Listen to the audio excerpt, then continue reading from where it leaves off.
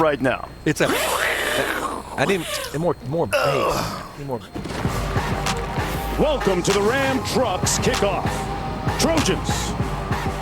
That singular word carries clout, gravity, excellence, which can be fear-inducing at times for opponents. But hey, don't tell that to Tulane. These neophytes are poised and ready for a monumental flight. By air is how they got here, by road as well. They've arrived, they're here, and they've been embraced by all of New Orleans, taking on the Heisman Trophy winner, the best player in college football today, Caleb Williams, by far. And folks, today you're going to see maybe the best player you've never heard of, Tyjae Spears, who has disemboweled and dismembered defenses to the tune of almost 1,400 yards rushing. Welcome everyone to the Goodyear Cotton Bowl Classic, the 87th edition here from AT&T Stadium in Arlington, Texas. It's the American Conference against the Pac-12. As we take a look at the Ram Trucks program spotlight, both these squads have experienced resurrections, resuscitations. Last year, Tulane winning just 2 games, USC just 4. But look at the marked, pointed improvement. Both teams with 11 wins this year. And by the way, if Tulane wins this, they can set history. A moment ago, Quinn Kesnick stood by with the architect of that turnaround. Coach, you and your team get off the bus, you come into the arena. What emotions are you dealing with? Well, just an exciting time right now. It's really, really a big deal for Tulane University, our football program, you know, the city of New Orleans. We're just all very, very excited to be here. When you boil it down, what do you think was most critical to the turnaround this season? Well, I just think, you know, great senior leadership. I thought our coaches did a phenomenal job. You know, we got talented kids, you know, and we put them in the right spots to be successful. Thank you, Coach. Thank you. Meanwhile, on the other side of the equation, USC has won the national championship 11 times, and with Lincoln Riley in Los Angeles now, number 12 might be closer than you think. A year ago at this time, he was leading the Oklahoma Sooners on their path, and he has made a resounding impact in Los Angeles with USC, standing by with Quint. The trajectory of the season, what's the mindset of USC as we get close towards kickoff? We're excited to be here. This is, you know, being in a New Year's Six game, year one, is obviously a huge step for our program. And it's taken a lot of hard work to get here. It's been a great season. I'm going to get a chance to come play in the Cotton Bowl. Come play in this venue is a great finishing step for us. What are logical and fair expectations for your quarterback, Caleb Williams, today, given his hamstring injury a month ago? Well, he's not 100%, but he's made some nice progress. We were fortunate that we had the amount of time that we had after the previous game for him to recover. Our training staff has done a great job with him to try to get him ready. And listen, he's a competitor. I mean, there was no way that he was not going to play in this game. Thank you, Coach. Hello, everybody. I'm Mark Jones from all of us at ESPN. To all of you at home, a belated Happy New Year. Got a Heisman Trophy winner on the field and one in the booth, Robert Griffin III. You saw Quinn a moment ago. Robert, I'm really looking forward to seeing Caleb Williams, who, in the big picture, has meant so much to USC and to college football this year. Yeah, he really has, and I'm just so excited that he's playing. right? This is the only bowl game out there that has a Heisman Trophy winner playing in it, and Caleb Williams has meant everything, as you said, Mark, to college football. He's just a microcosm of what's going on. NIL, the good hair, right? Everything that he's got going on for him, and he's showing the toughness by coming out here and playing today. Teams taking the field right now against this team from Tulane out of the American Conference, 11-2 coming into this one. And Robert, before we talk about this game, big picture, a couple of great college football playoff semifinals a couple of days ago. Yeah, I mean, I think they were the greatest ever. I mean, to be honest with you, the way the TCU game went, a lot of people didn't think that TCU could hang with Michigan. I just so happened to be one of them. Since we called the game at TCU, knew that they had something special in store. And then the way the Georgia-Ohio State game ended, just high scoring. Everyone thought Georgia would just kind of suppress all the points, and they had to get the mailman Stetson Bennett to bring them back in comeback fashion to get a win. I mean, it was just a special weekend, man. We've seen Caleb Williams make so many big plays going back to last year as a freshman. We got a Heisman winner on the field, one in the booth. We're going to do the Heisman thing and come back with the kickoff in just a few moments.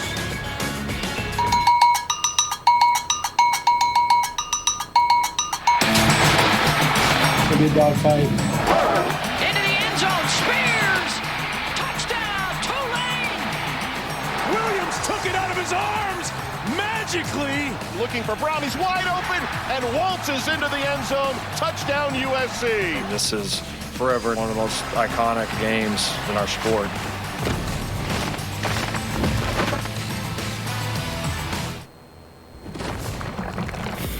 You're watching the Ram Trucks kickoff.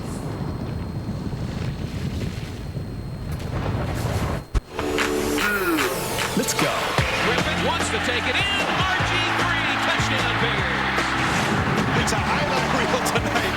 Touchdown Caleb Williams, touchdown USC.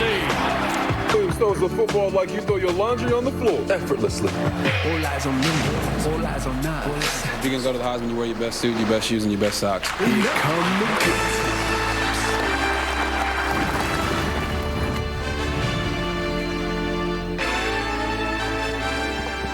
Welcome everyone to the Goodyear Cotton Bowl Classic. It's the 87th edition of this historic game and the fourth meeting all time between USC and Tulane. And here come the Trojans out of the Pac-12.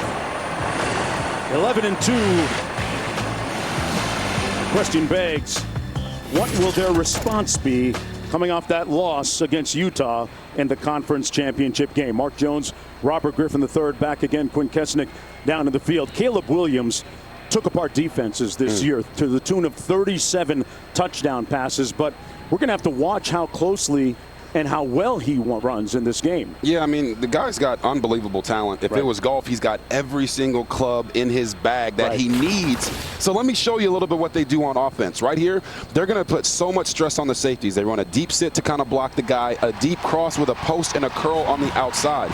Caleb Williams isn't going to get bogged down by the safeties taking the deep sit and the deep cross. He sees the big picture, shows you his vision, and the arm strength, a 53-yard dime to Jordan Addison for a touchdown. But that's just not it. Look at this creativity and improvisation. I got to give a shout out to the offensive line. They gave this man 4.1 seconds in a beautiful pocket. But also, he's got eyes in the back of his head. Watch him as he scrambles around, keeps his eyes downfield. But when he decides to go, this man is electric. Strong runner, elusive, and he's got swag for days.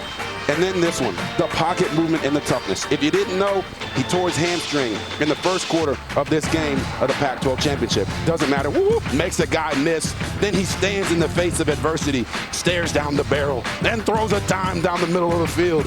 His toughness cannot be questioned. He's here today playing despite having an injury that should have sidelined him for multiple months. The guy loves this team. He loves his coaches. And look at this guy. Today, he's going to come out here and try to do something special. Meanwhile, Caleb Williams, look at those impressive numbers. 4,070 yards passing this year. Fourth most in college football in the FBS. And they've had a lot of changes, though, on that offensive line. We'll chronicle that in just a few moments. Robert, what is he worth, though, to USC? Everything.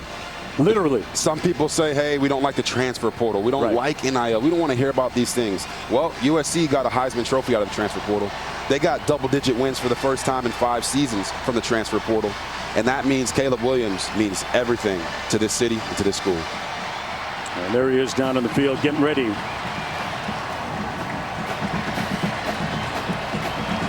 USC will get the football first. That means we'll see Williams on the field first as Tulane won the toss, deferring to the second half. Lincoln Riley in his first year on the sidelines. We'll see that rebuilt and reconstructed offensive line for USC on this opening offensive series of the football game.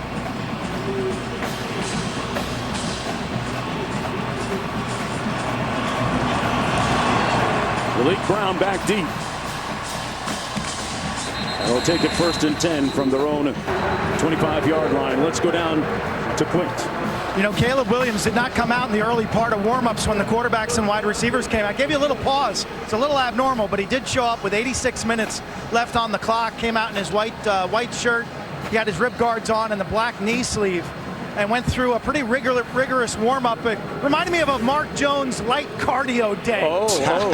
Culminating with some sprints and he showed really good speed in his last sprint. This is a collaborative effort between their sports medicine and strength and conditioning teams using GPS to track his speed. He looks somewhere near 90%. And they've got a lot of resources to get him right. He hands it off to Austin Jones on first down. Darius Hodges making the tackle.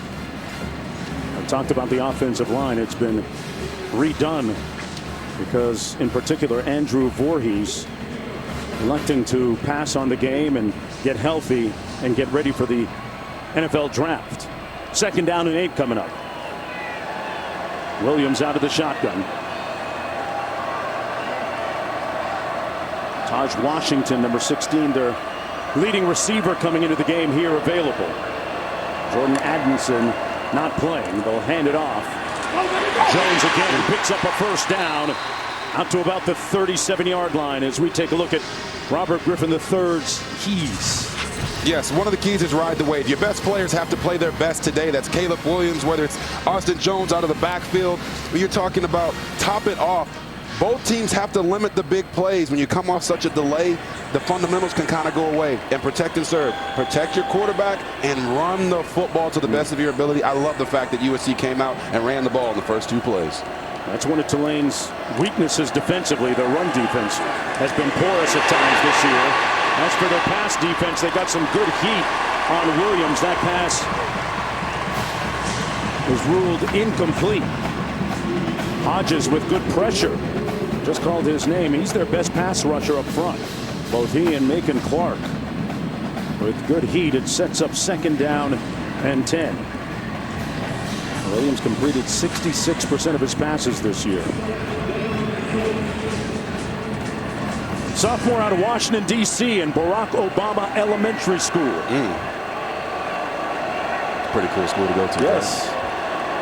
And he does have the audacity of hope. That pass complete right near the first down marker to Mario Williams. Brought down by Young. His forward progress is going to be marked short of that first down. Looked like they didn't get a great spot on that. Let's take another look here, Robert. Yeah, just good ball placement right there by Caleb Williams, going to his brother Mario Williams. And I mean brother from a different mother, not literally brothers. But at the end of the day, these two guys are going to have a big impact on this game because there is no Jordan Addison. Caleb is going to lean on the guy that he has the most familiarity with. 3rd and 2, going to throw it. Open for the first down at the 44-yard line. Mario Williams, his namesake, with another catch. And that moves the chains. Man, it feels good when you're making a good point, Mark, and then it go right back to him. Mario Williams, you see him, just suddenness at the top of the route, breaks it off, creates that separation. Mark, I think you could have completed that one to him right there. Yeah, I'd make that. Like you said, looked like one of my active recovery days down there for Caleb Williams warming up. So far, he's moved around pretty well in the pocket. They're going to run it. He keeps it himself.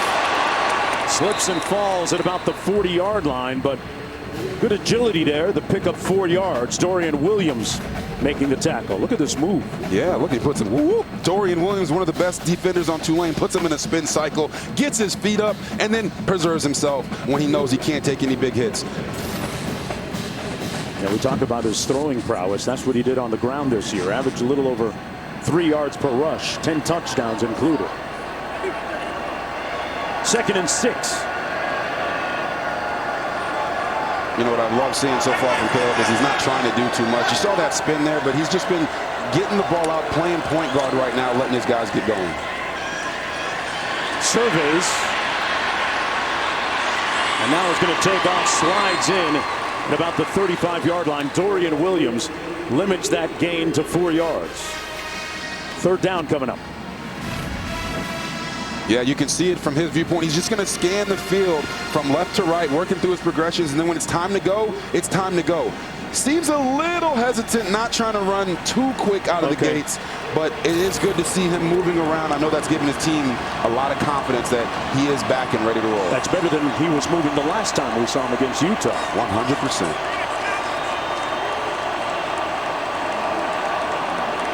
Play clock at 5. They're going to run it and pick up the first down. Austin Jones, who averaged almost 6 yards per rush this year. Moves the chains, picked up 2, just enough. Those the ball at the 34-yard line. You know, Mark had an opportunity to call USC spring game this year, and Austin Jones was a guy that the coaches pointed out. You know, offensive coordinator Dennis Simmons said not a lot of people know this guy's name, but by the end of the year they will, and I think that's true. And he's getting a chance to be the star here for the last few weeks because Travis Dye is out with an injury.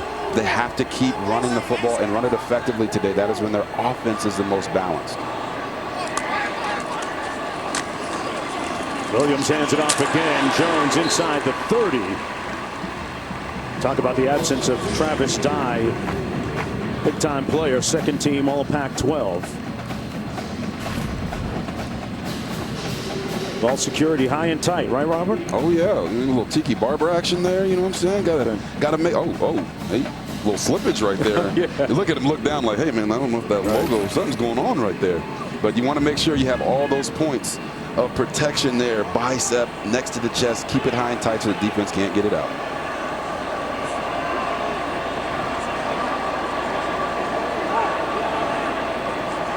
Like they had a little check with me by Caleb Williams. Got it out quickly on the slant, incomplete. Washington had it in his hands and couldn't squeeze. Williams put it right where it had to be, but it sets up a 3rd and 6.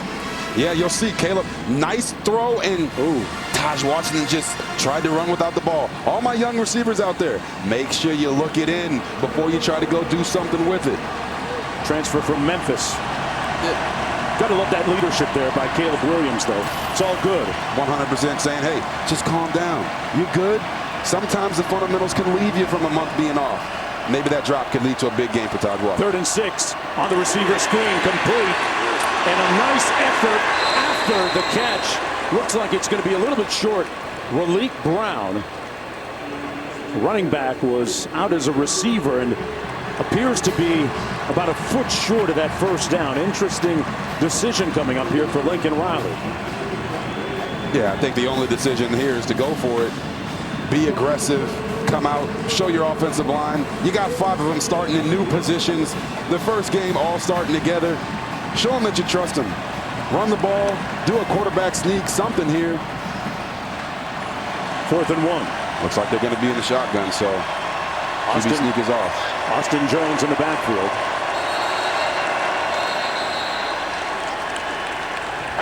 And Lincoln Riley USC. going to earn his first of 3 timeouts. Williams, the Heisman Trophy winner, directing traffic when we come back for 4th and short.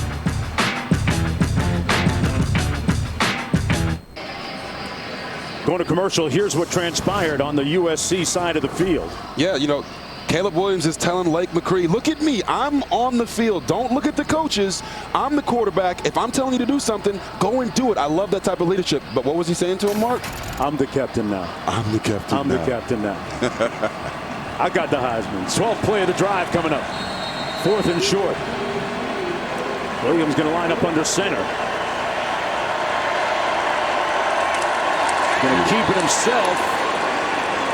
Looked like he had enough surge to pick up that first down. Tulane trying to say that they stopped him and the ball came out, one or the other, but yeah, that's going to be a first down. You know, we called it before the break. Hey, you only got a few inches to get. Go quarterback sneak. Right here, he clearly gets the first down. Then they push him back. All the extracurriculars are going on. But hey, first down.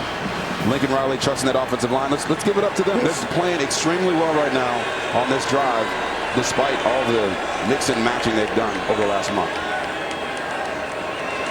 Jones in the backfield with McCree. Williams gets it out. Threw it behind his tight end, Lake McCree. It'll be 2nd down and 10. A rare miss that time for a guy that completed 66% of his passes this year. You know, everybody talked about the hamstring and what kind of fitness he would bring into the game, but there was never any doubt that Caleb Williams would play in this game, Robert, if healthy. He said, hey, we've been through the past 12 months together. I need to be out there and finish it with my guys. Raleek Brown in the backfield. Gives it to Brown, trying to get to the edge. Great pursuit by the Tulane secondary. And Lance Robinson came up from his corner support spot and put a big hit on him.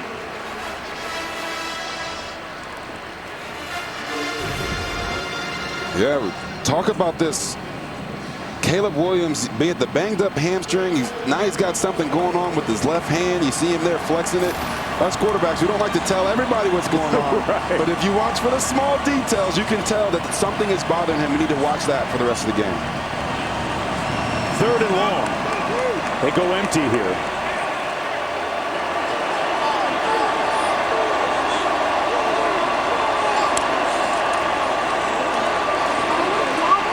Wide open underneath Rice.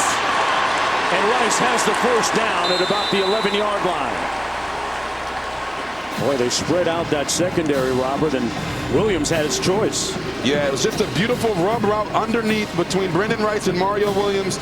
Brendan Rice, the son of Jerry Rice, showing you he knows how to get skinny, gets the first down. Caleb Williams, once again, just being the point guard, delivering from the pocket. It looks like USC doesn't have that much rust coming off of that month being off. Impressive opening drive here. Even Riley said they really loved having that time off. Williams hands it off to Austin Jones inside the 10 to about the 9. Picked up 3 on the play. It's week 17 and we have a big AFC Monday Night Football matchup for you. Josh Allen and the 12-3 Bills taking on Joe Burrow and the 11-4 Bengals. 8:15 Eastern, 5:15 Pacific on ESPN, ABC, ESPN2, Deportes, and ESPN Plus. Our coverage begins with Monday Night Countdown at 7 on ESPN2. And Robert Griffin III on that.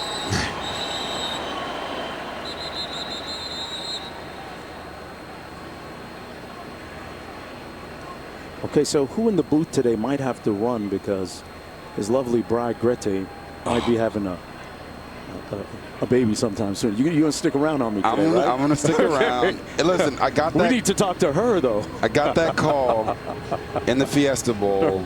Just when you're a father and you get that call from your wife saying, "Hey, I think I might be going into labor," you drop everything you're doing, and you try to make it. And being 6 hours away was really nerve-wracking, but luckily God allowed her and the baby to hold on, and it was a false alarm in that regard. But I'm still watching my phone every single second. You got a 2-minute offense that won't stop.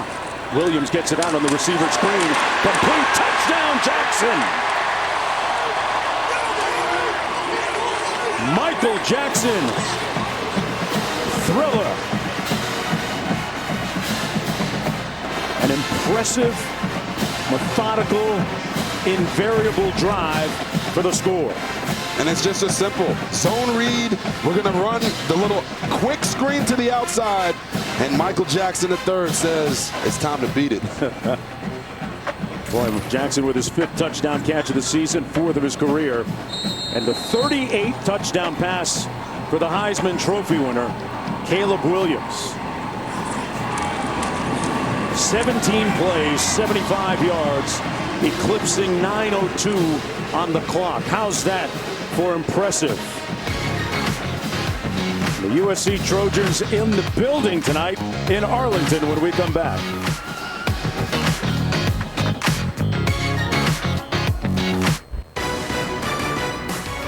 The Goodyear Cotton Bowl Classic is brought to you by Goodyear. Discover the possibilities. Goodyear, more driven. And Taco Bell. Taco Bell is giving back to students all postseason long by giving them free tickets to the biggest bowl games of the year. You know, we're here, and we got USC just goes on that long drive, but in pregame, we see Tulane rocking the glasses and everything, and I'm saying, hey, who's cooler than who? Listen, my family's from New Orleans, Louisiana, so I know they know how to get down there, and we're going to see if they can get down on the football field here today, trying to go out and secure the greatest turnaround in FBS history from being 2-10 last year to possibly becoming 12-2 with a win today. Man, Willie Fritz has this green wave rolling. Man, that swag was dumb coming off the bus today. The hats, the glasses, everything about it was a vibe. This will come out 1st and 10 at their own 25-yard line, and that's where we go to Q. During during that last stoppage. Caleb Williams, whose question marks were about his hamstring, entered the medical tent for their staff to look at his left hand. Ring finger, pinky finger of that left hand. The Heisman winner is in the tent.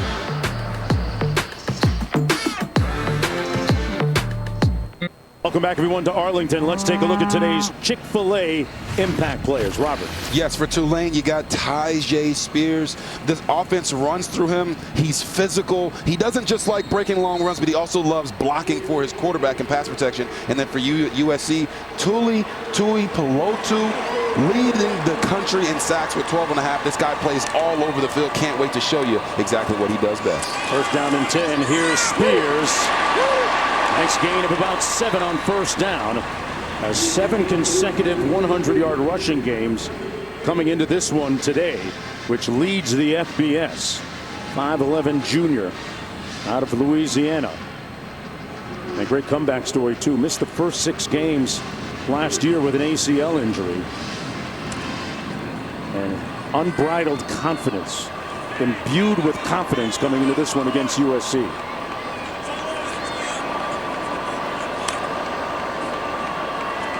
On 2nd and 4, a little option. And the first down, Spears took a hit on the corner from Max Williams, but moved the chains.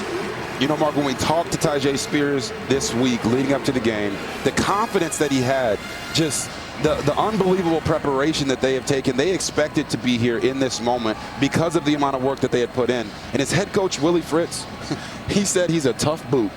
Now, if I ever heard a more country saying, I would say it. But he said he's a tough boot. I don't have any boots, so I don't know how tough they are. But Tyjae Spears brings that type of intensity. Little play fake. Pratt on the move. Going to try and run it. Steps out of bounds at about the 38. Almost getting back to the line of scrimmage. Michael Pratt ran for about 33 yards per game this season. Good mobility, lost a yard on that play. What do you make of his running skills, Robert? Oh, I love his running skills, but I love his game, too. Each year he's been playing, he's gotten incrementally better. I'll diagram that for you a little bit later, but he also led the American Conference in passing efficiency. Only 5 interceptions, 25 touchdown passes, and 10 rushing. He has been efficient all season long, and a big reason they've had 11 wins. Hands it off to Spears. Cut it inside and brought down right at the line of scrimmage by McCutcheon. That's a 3rd down and long for Michael Pratt, at quarterback for Tulane. A guy who is characterized by coaches as competitive, has great retention, picks things up quickly, and processes quickly as well. He's going to need it here. You know, here on 3rd and 11, you don't want to let 3rd and long beat you. His coach said oftentimes he can overthink things. If the check down is there, throw it. Don't try to create too much here early in the football game. A bunch formation at the bottom of the screen. Pratt's going to take off and come up about 2 yards short of the first down near midfield. Figueroa making the tackle on the play. A 9-yard gain, but about 2 yards short. Pratt looking over to the sidelines at his head coach, Willie Fritz. And they're going to send the punt team out. Casey Glover will punt. That offense for Tulane was remodeled during the offseason, Robert, a big part of their success this year. Yes, their offensive coordinator, Jim Svoboda. You know, first year with the team, coming over from Central Missouri as the head coach after 11 years there, it really paid off. Their offense has taken off and is exactly why they are here today. Little directional punting away from Jackson. It takes a great bounce for Tulane. And it's going to be down at about the 5-yard line. We'll see how Caleb Williams follows up the longest opening drive in Cotton Bowl history of 75 yards the last time out.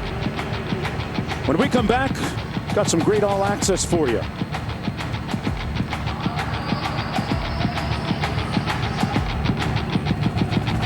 Let's go, boys. Let's go. Let's go. Let's go win that inner battle. Go win that inner battle.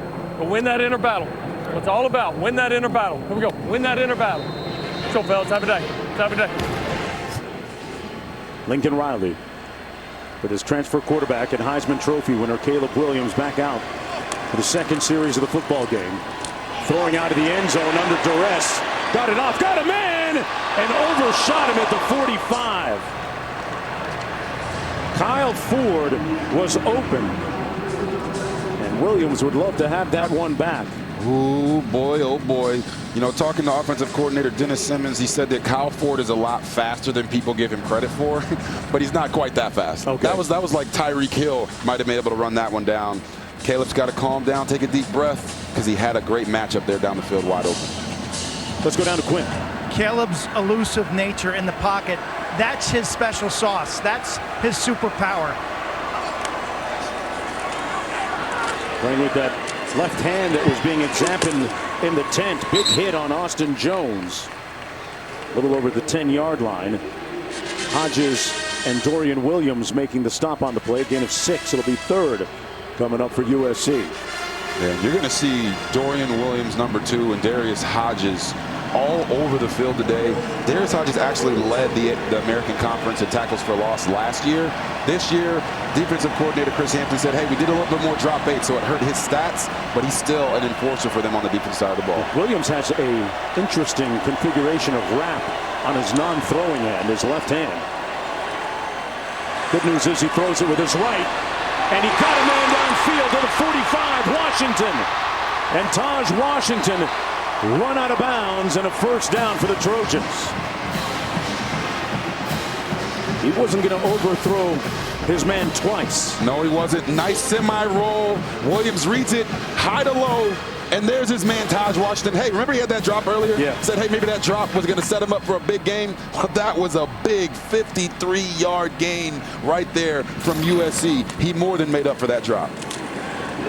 Into the short side of the field, receiver screen, and a tackle immediately made on Hudson by Jarius Monroe. Williams was shaken up a little bit earlier. We talked about the non-throwing hand. His left hand, you see him kind of flexing it and being looked at by the athletic training staff. Went into the tent after that and emerged with, looks like a piece of tape on his ring finger. Didn't look like that a moment ago.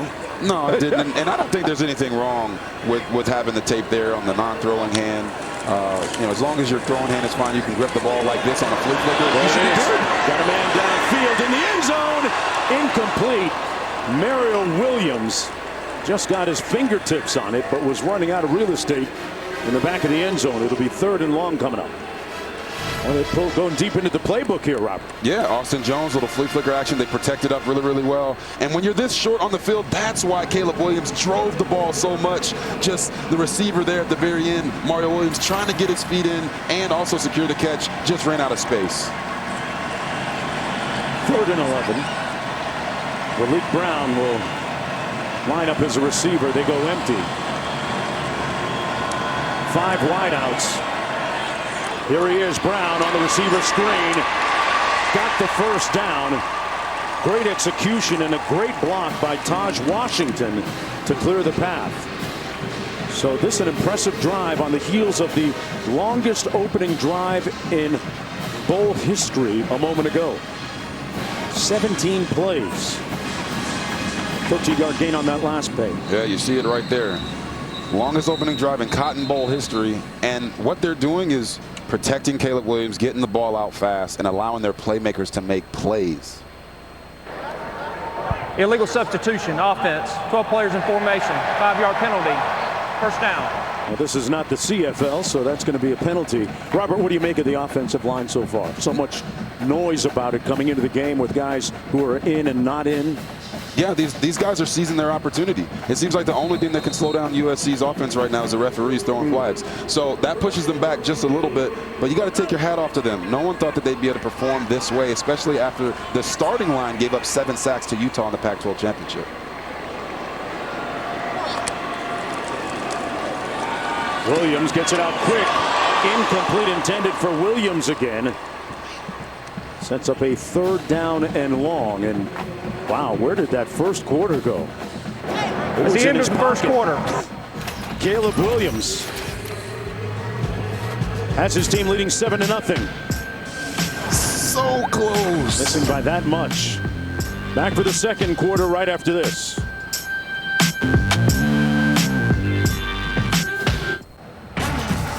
Welcome back to the Goodyear Cotton Bowl Classic.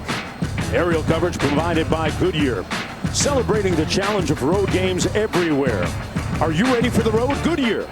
More driven. From all of us at ESPN to all of you at home, a belated Happy New Year, even if you were the guy with the lampshade on your head at midnight, dancing around. No names. Nobody on blast up here. 2nd and 15 for USC from the 24. You know, Mark, so far on offense, they've had 7 different guys have a reception. They're spreading it around beautifully. That's what you like, to have that bounce to keep the defense off.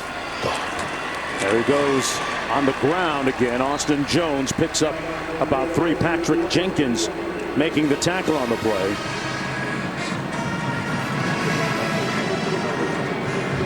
This USC offense has been pretty balanced for most of the year, and right now dominating the time of possession. 3rd and 12 come up. They got to get to the 9. In these situations, they've gone to these screens because they see this defense playing so far off. Let's see if they go to it again. Trips bunch formation to the top of the screen. Caleb Williams moving around, got rid of it right in the middle of the field, complete for a first down. Brendan Rice still on his feet, but there's a flag down all the way back at the 30-yard line. Yeah, it's going to be holding on the offense, I think. Now, Cortland Ford, number 74. Holding. Offense number 74. 10-yard penalty. 3rd down. Get a grab of Nick Anderson, who's one of the leaders of that Tulane defense. Yeah, you're going to see him right there on the edge. Right there. Little hold. Oh, trying to choke that man out. And then he hit him. Then he clubbed him in the back of the head. Man. What is this, WWE? Really? Referee wasn't watching. Well, he was in this case. Going to back it up. Kim sets up a scenario from the 32 now.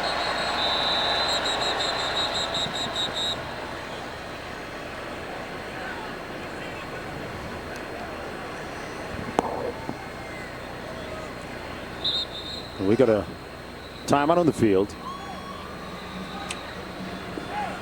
ESPN is proud to support the College Football Playoff Foundation and its Extra Yard for Teachers initiative by recognizing thousands of great teachers every year. Together, we are doing more to uplift the teaching profession than any other sports entity in the country. For more about Extra Yard for Teachers, follow at CFP Extra Yard. Great teachers change lives. 3rd and 22. Williams with all day. Still on the loose. Flings it. Caught at the 2. Rice at the 1. Wow, what a miraculous grab by Brendan Nice. Look how much time Caleb Williams bought on that play. If we can get a stopwatch at some point to track it, they're going hurry up right here, getting to the line. But my goodness, the backdoor cut, the throw to Rice on the goal line. Wow. Austin Jones runs it. He's going to be stopped for a loss of about 2. That was a 30-yard gain, Robert. Yeah, you know, at times they try to catch the defense off guard by running the ball there. But let's go back to that beautiful catch. He rolled the dice on Rice, and he won. Brendan Rice comes back. That's what we talk about when we say, hey, receivers, protect your quarterback. Step back to the football when it's in the air and let it be known that it is yours. Brendan Rice did that right there. That's the definition of an HBO, fellas. Help a brother out. 2nd and goal. Brown in the backfield. Williams into the end zone. Back shoulder fade, incomplete. Broken up nicely by Jarius Monroe, the all-conference performer in the American Conference. First team. 3rd and goal coming up. I'm not going to lie, I don't blame Caleb Williams for throwing that one. He just saw what Brendan Rice did on the 2 plays ago, so he's trying to give him another jump ball opportunity. Yeah, he could put the ball a little further into the back of the end zone there, but you can't discredit the coverage there by Jarius Monroe. Their defensive coordinator, Chris Hampton, told us he's their best cover corner.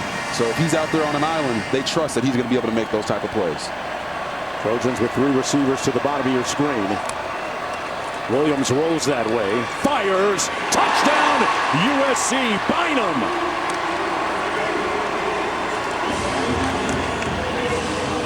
Williams moves the team downfield with surgical precision and puts it in the end zone again. His second touchdown pass of the game. And for Bynum, his first touchdown catch of the season. Super simple. You bring Bynum in, you run sprint right option, you have one guy block for him, the other guy go to the flat. If the defense does not rally there fast enough, you got an athletic quarterback like Caleb Williams and you're making the throwing window easier for him. Beautiful play call there by Lincoln Riley. 14-0 for USC. With 12:33 to go in the first half. 12 plays, 95 yards. And 5:13 on the clock. Another back-to-back impressive drives by USC and Caleb Williams.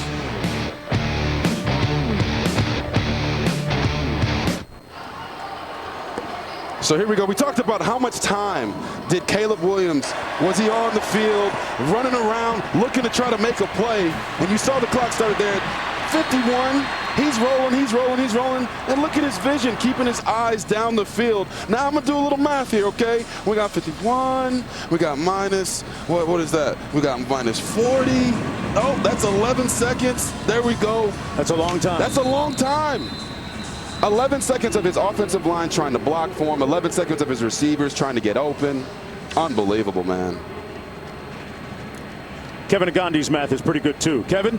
Mark, Happy New Year. And let me tell you guys, LSU wasting little time with their offense in the Cheez-It Citrus Bowl. They're looking really good against Purdue, Dan. Yeah, physical both line of scrimmage right now, controlling the game up front. And right now, knocking on the door for another score, up 14-0 in the second. Back to you guys. Happy New Year. Happy New Year to y'all, too. 12:33 to go in the first half. Been a quiet day for the offense for the Green Wave, especially Najee Spears. Hasn't been on the field all that much. Want to be on the field to get a touch. He does here and picks up about 3. And Mark, that's the thing. You talk about them not being on the field because USC has been going on these long, elongated drives. This Tulane offense, you see it right here. Wow. Right? 14 minutes to 3 minutes of time of possession. This Tulane offense, they're a run-first team. 523 runs to 361 passes. They have to start putting together drives here so that they don't get put too much in a hole and have to throw the ball to get back in it. They fake the jet sweep. Keeps it himself. He's in the clear. Out to the 40 and run out of bounds at about the 30 into Trojan territory. Man, that offense needed that kind of jolt. Yes, they did. Michael Pratt needed that. You're going to see it. Little zone read. QB power down the middle, makes a cut, and then he's in the open field. This guy's got 10 rushing touchdowns on the year, so don't sleep on his legs, and dang sure don't call him sneaky athletic. Okay. He's an athlete. Good burst, great speed there. Celestine in the backfield here after that 40-yard run. Those are the ball to 33 for the Wave. Pratt down the sideline, incomplete, intended for Shea Wyatt, who's fresh off of a 2-touchdown reception performance in the American Conference title game against UCF. Coach is telling us that he might be the most well-rounded wide receiver that they have of a very talented group, which includes Deuce Watts as well. They have several guys, Robert, that have caught 30 footballs this year. Yeah, they got 4 wide receivers that have 30 or more catches. But the 2 guys that really scored touchdown for him are the one they just threw to, Shea Wyatt and Deuce Watts, number 2. They have 15 combined this season. Got a whistle and a flag. Looked like we might get an illegal substitution here. Illegal substitution, offense, 12 players in formation, 5-yard penalty. Second down. And push it back a little bit. And hey, we can tell you how explosive Watts and Wyatt are. We could show you too, right there. The championship game, they were a big-time force in that victory against UCF. They're also on the all-name team. Oh yeah, for dang sure. Deuce Watts, Shea Wyatt, I love it. Here's Clayton Johnson, got to the edge and picked up a first down. So the Green Wave offense gaining a little bit of steam and momentum. A 19-yard gallop by Clayton Johnson. This is exactly what the doctor ordered. You see him pull the guard and the tackle right there to get around to the edge. They get it, and then Clayton Johnson, all he's got to do is run like it's Fast Friday, man. It's like a 40 out there. Nobody's there to contain the edge. That's exactly what the Green Wave needed.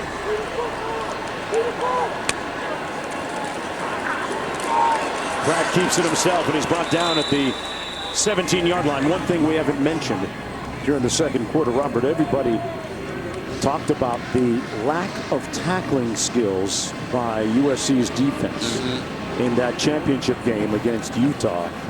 And that's something that we're going to keep an eye on coming into this game. It got so bad to the point where Kai Blackman went to social media to defend Coach Grinch, his defensive coordinator. Yeah, this defense hasn't been the most stout, but they have been very opportunistic, and we'll talk about that after the snap. Pratt taking a shot into the end zone, broken up by the guy just mentioned, Mekhi Blackman. It was intended for Deuce Watts. So he can talk it, and he can back it up. He just did. Yeah, you saw him and Deuce Watts talking, and right here, he's just in man coverage. Hey, receiver turns his eyes. You see his eyes get a little bit big. What do? Turn your eyes back, find the football, knock it down. Mekhi Blackman, you could probably say everybody on this team is a transfer for USC, but he's coming in from Colorado, and he's making nice plays all year long. Third-team All-Conference, third-team All-American, pardon me. A little over 10 minutes to go in the first half. 3rd down and 8. They got to get to the 9 to pick up the first down. It's caught. Great move by Spears. Still on his feet. He stepped out of bounds before he got into the end zone at about the 2. Figueroa missed a tackle, and it sets up a 1st and goal for the Green Wave, a 14-yard pickup. Yeah, just an easy rail route by the running back. And then what's he say? How low can you go? Man, Tajay Spears, did he step out?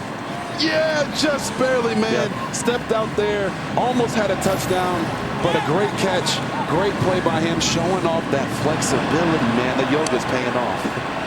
Spears on the Wildcat, takes the direct snap, gets into the end zone, no doubt. Tajay Spears, he put it on their head that time. 3-yard run. And Tulane gets a little bit closer.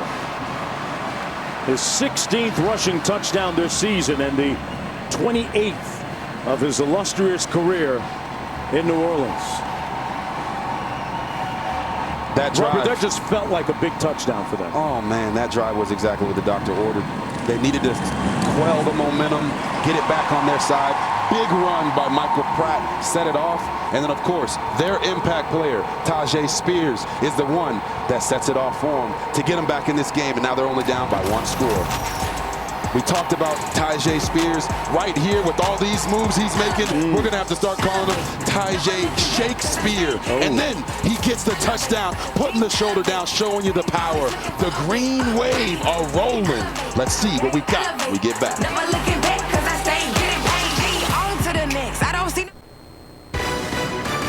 The Goodyear Cotton Bowl Classic is brought to you by AT&T 5G. Too much college football is never too much. And Gatorade. Head to Gatorade.com for exclusives to help you fuel your 2023 goals.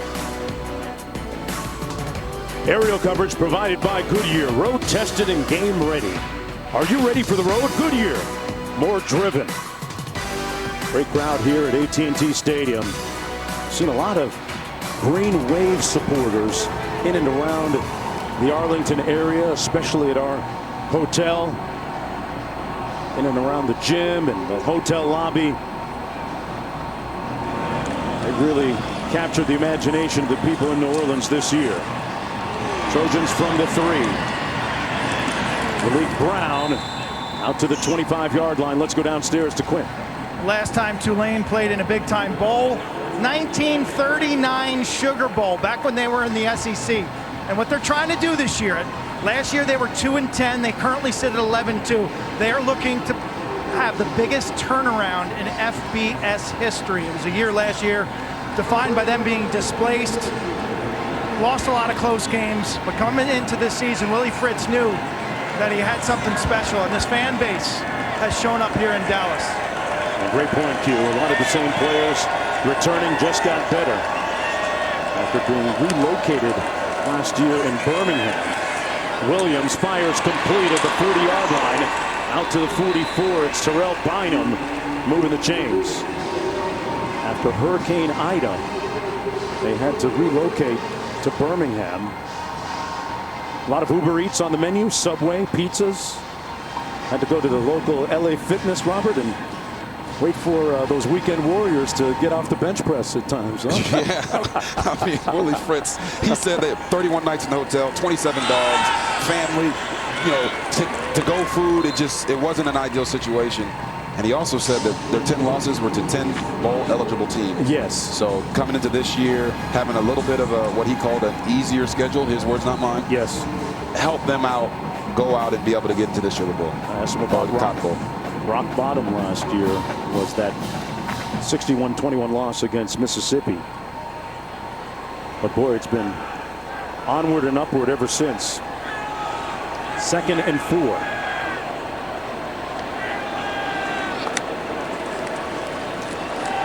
Williams pulls it out on the RPO. Taking a shot downfield. Got a man. Dropped at the 10-yard line. Mario Williams. Well, they're going to say catch. My bad. It's caught at the 12. Or not. There's no way they call that. Look on the field is an incomplete pass. 3rd down. Yeah, the official ran down there and looked like he was going to spot it.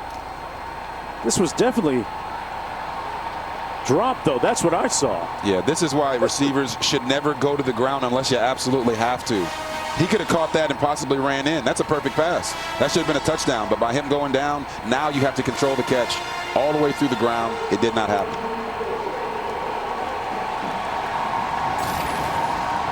Let's bring in our rules expert, Matt Austin. Yeah, Mark, RJ said it exactly right. There's no way that's a catch. He went to the ground, has to survive the ground. Ball came out. Good incomplete pass call. All right, thanks a lot, Matt. 3rd down and 4.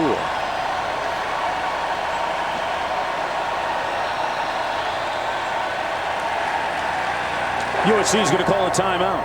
Timeout. We're going to take one with them. Look at the brain trust. Back after this.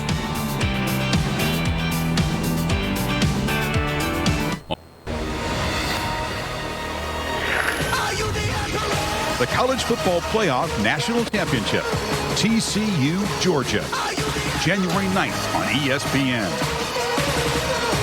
Look forward to that. Hey, let's take a look at today's road test, brought to you by Goodyear. Get some interesting numbers. This Cotton Bowl in Texas. Texas Tech, 95.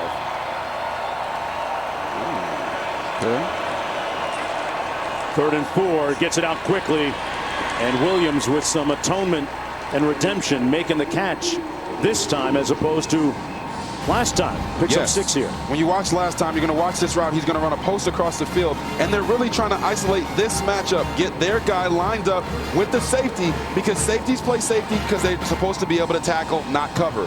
Right here, if Mario Williams just catches this ball, it's perfectly placed and turns up the field, it's a touchdown. But I love that Lincoln Riley came right back to him on the next play. 3rd down, they needed a conversion. They go to their star guy who just made the drop, gives him all the confidence in the world that they haven't lost faith in him.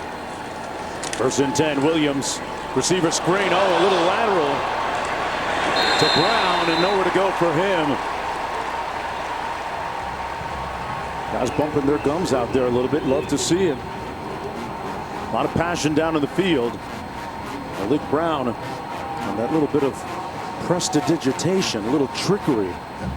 Yeah, and that guy you just saw on the screen, Lance Robinson, the corner. That's the 2nd time we've seen him come up and fill in the run game. Impressively transferred from Kansas State. You know, these coaches all week told us that the Kansas State game for Tulane was a turning point of their season because it was validation that their talent was where they needed to be. On 2nd and 11, Williams steps up, fires, got a man down the sidelines. Incomplete and a flag. Rice was downfield in behind Jarius Monroe.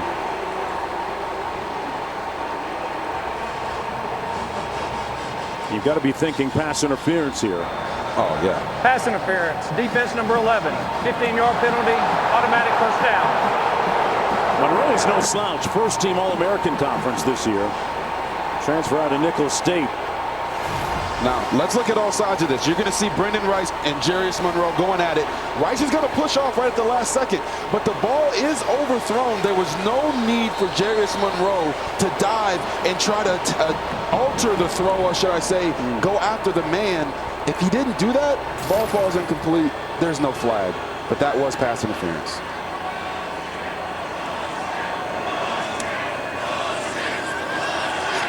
Williams, green pocket again. Drills one, picked off at the 80-yard line. Monroe says, "You're not going to fool me twice."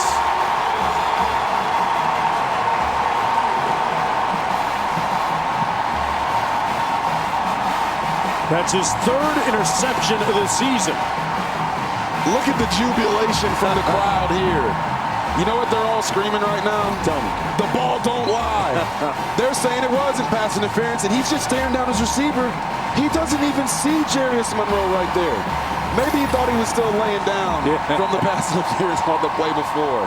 But nice hands there by Monroe. I always joke that DBs play DB for a reason. Right there, he proved it wrong. Beautiful snag. Hey, that was just the 5th interception thrown by that guy, Caleb Williams, all season. A little over 6.5 to go in the first half. See if Tulane can recover here and capitalize on the turnover.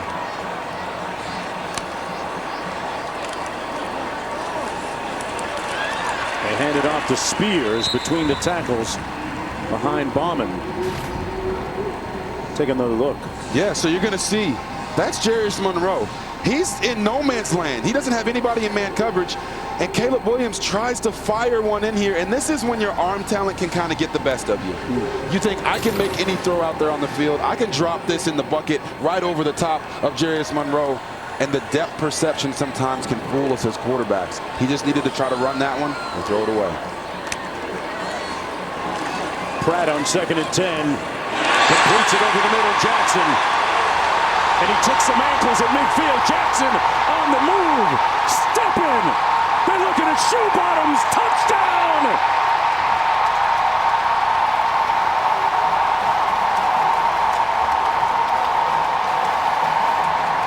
"87 yards to the crib."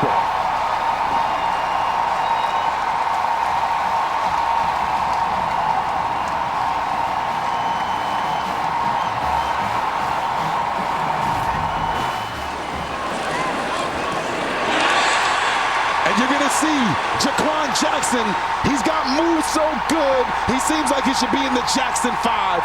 Look at him get those knees up. Show him off some of that track technique. Mr. Jones, we got ourselves a game. We are knotted at 14. He's been practicing his A and B skips. Great speed. Opportunistic after that turnover by Caleb Williams. A career-long pass and reception for Jackson. And boy, what a great few days of college football packed with thrills. Back after this. Hallelujah, more moolah, more peace for my medulla, the hope. Welcome back to the Goodyear Cotton Bowl Classic. From AT&T Stadium here in Arlington, Texas, Mark Jones chopping it up with Robert Griffin III. Quint Kushnick down to the field. And Michael Pratt just took his team downfield in a blink, folks. That 87-yard reception is the longest play of the season for the Green Wave. And they've rallied with 14 consecutive points to tie it at 14. It'll be 1st and 10 from about the 25 after that Brown kickoff return. Yes, it was beautiful execution, but you're going to watch this defensive end right here. He's going to drop into protection with the linebacker drop into the flat, and the receiver is going to run a nice little slant route in between the two of them. Pratt puts it on him right there, Jaquan Jackson, and as he goes to make his move, look at the defenders that are right there in the middle of the field. 4 of them. They've got to close out and make tackles, but we talked about tackling all year for USC, and then look at this right there. You're talking about Lawrence Keys III making a block on Mekhi Blackman to launch action Action Jackson into the end zone. Total team effort by the Green Wave. And like we said earlier, Mark, they're rolling. Yes, tied at 14 now. Talked about that receivers room for the Green Wave. A very talented group, balanced in terms of the number of receptions they've each made this year, and block well for each other, as we just saw. Boy, Willie Fritz, what a season for his squad, coming back from a 2-10 year last year. Talked about that Kansas State game, a game where they really turned the corner, as well as that loss to Southern Mississippi, which helped recalibrate them. Here's Austin Jones, picks up 6 on the play. Hicks Jr. making the tackle.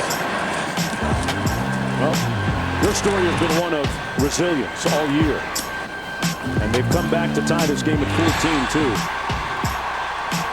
After that loss against Southern Miss, it was a real turning point. Nick Anderson, one of the leaders, not just of the defense, but of the team, spoke to the team in a very impassioned speech right in the locker room that set their course straight for the rest of the season.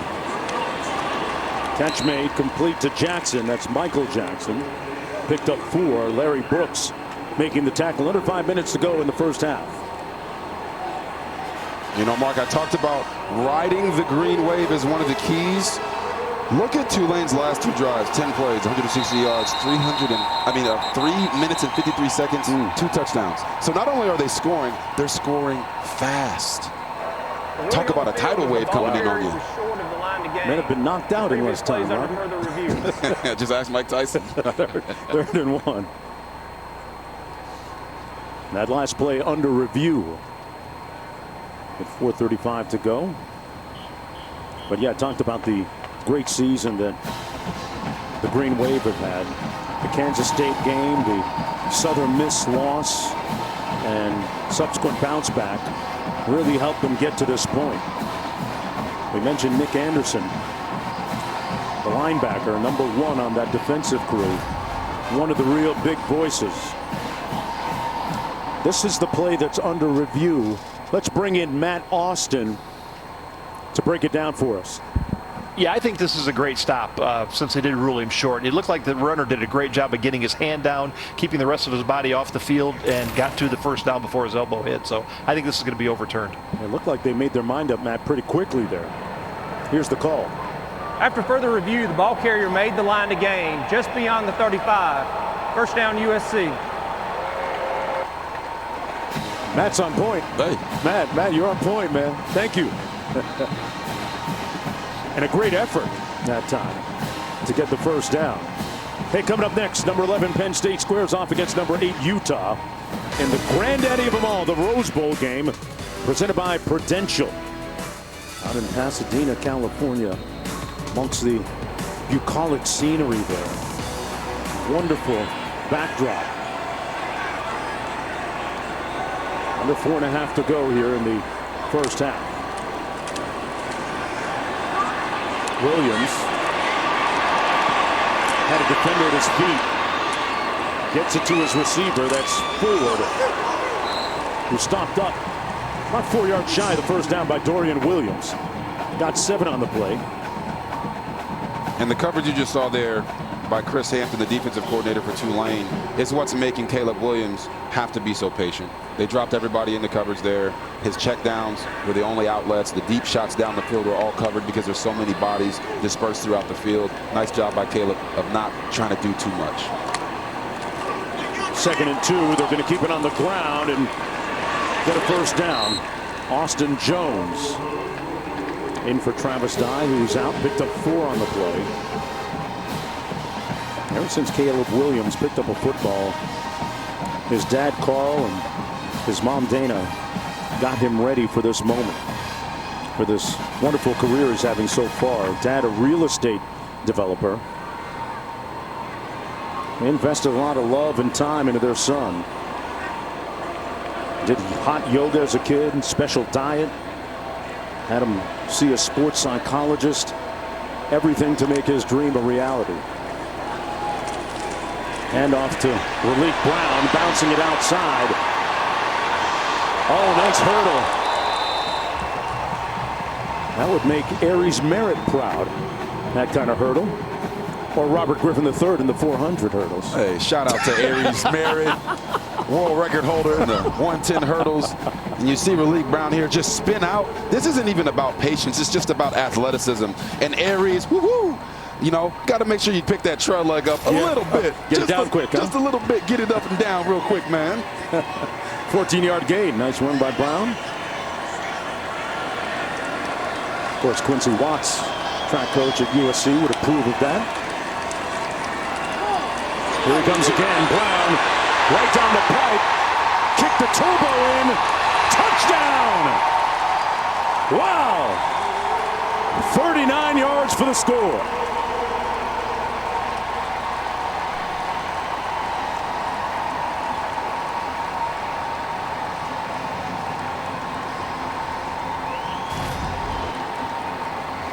Just an easy inside zone run, and look at this big hole in the middle. Only the ref is in the way. You really can't count that as a missed tackle, but he does a nice job fending it off with the stiff arm, and then it's all speed for the 5'8", 185-pound Relique Brown, showing maybe he should have got some more carries earlier in the year. I don't know. They got some guys there, Robert. And no coach has seemingly taking advantage of the transfer portal and its benefits more than Lincoln Riley right now. That was a career-long run by Relique Brown. Hey, next Monday, #1 Georgia takes on #3 TCU in the College Football Playoff National Championship presented by AT&T. Coverage begins at 7:30 Eastern, 4:30 Pacific on ESPN. We'll have pregame coverage all day long, but for this matchup, we'll have you covered from every platform: TV, radio, digital. So many ways to watch and listen to the biggest game of the year. Robert, which one of those platforms are you going to be on? All of them? I don't know, Mark. Are you going to be on a platform? Are you coming with me to go platform? Listen. Who do you like in the game? Oh, man.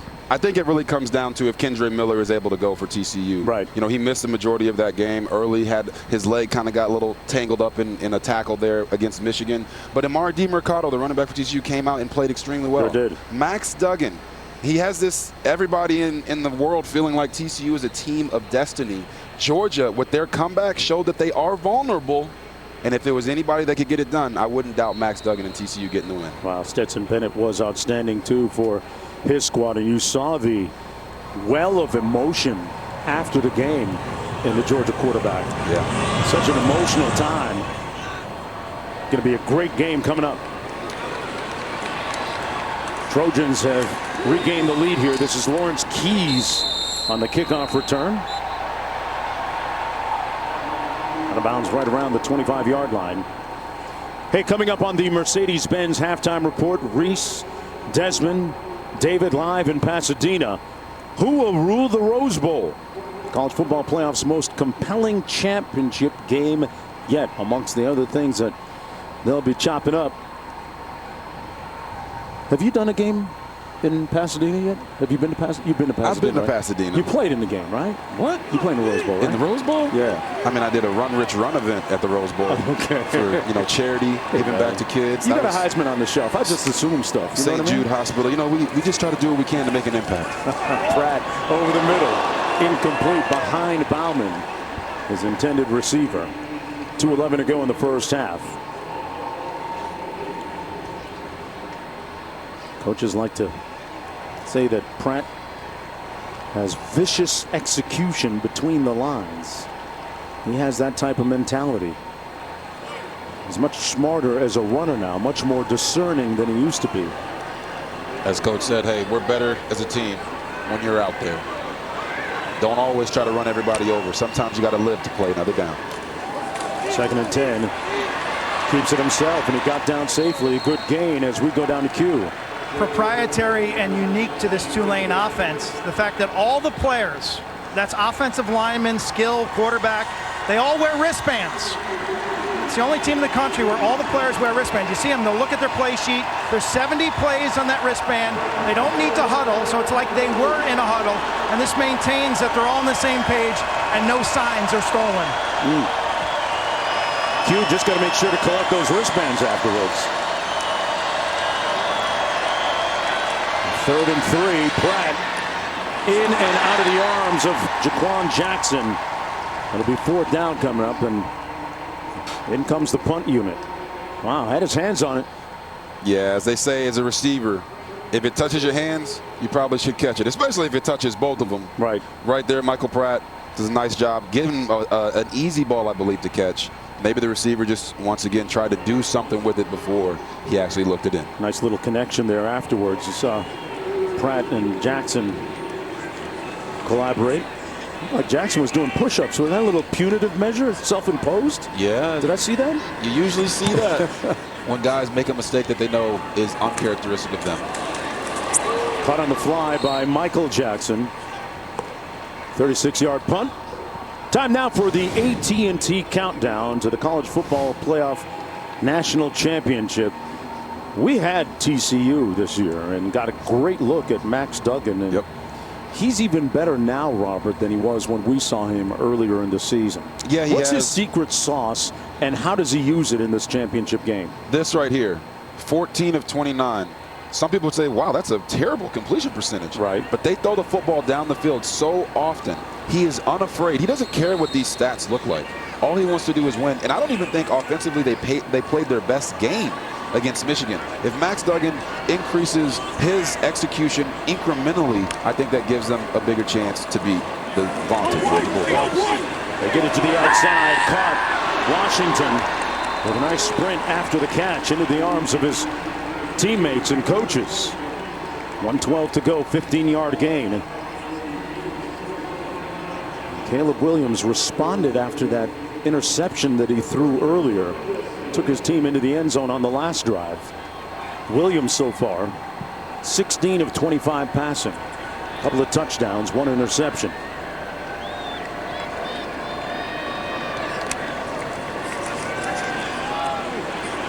Got it out quick again. Washington going to be stopped up about a yard shy of that 1st down, and USC with 1 timeout remaining as the clock hits 58 seconds to go. Up at the line quickly. Green Wave never got lined up. The catch made by Rice, and a nice move. Rice pushed out inside the 10-yard line. It'll be 1st and goal, and man, Caleb Williams and the offense efficient with their time here. Yes, they were. We talked about the vision of Caleb Williams. Early on in that play, he saw that no one was covering Brendan Rice. He forgot the read, put it right on him, and Brendan Rice shows you his playmaking ability after the catch. Awesome job by Caleb Williams. Don't be afraid. If you see it, let that bad boy rip. 36-yard gain, 1st and goal.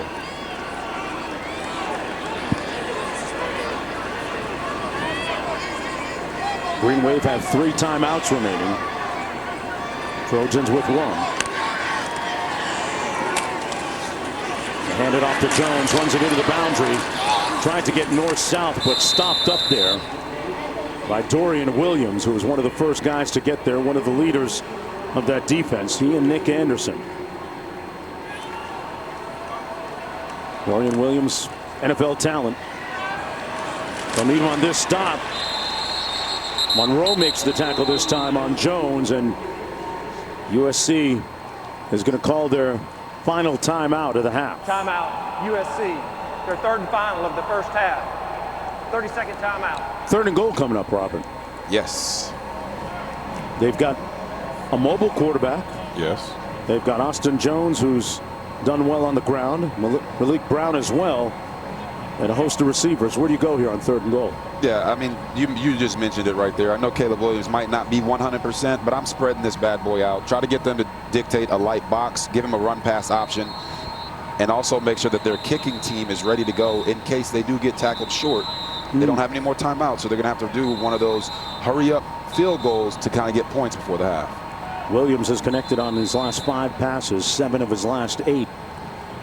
Here's a look at Dennis Lynch. Place kicker for USC.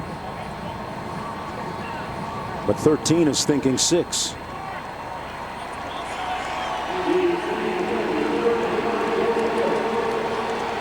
And as you see it here, they've got 2 screen possibilities, 1 here, 1 there, top and bottom of your screen. Timeout, Tulane, their 1st of the half. 30-second timeout.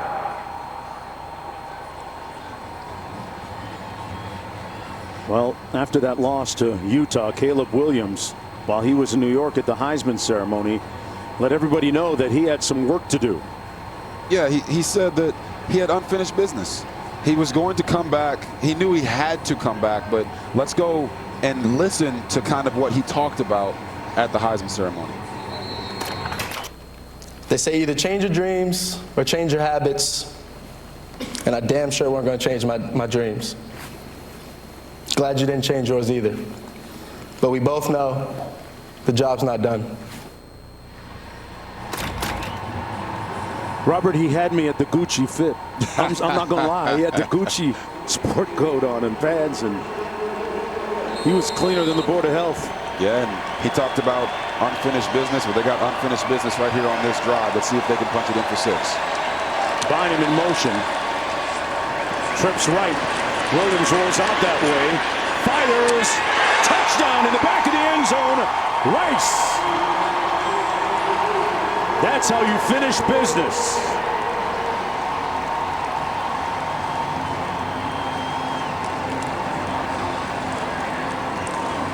Marks, we talk about it. You got an athletic quarterback.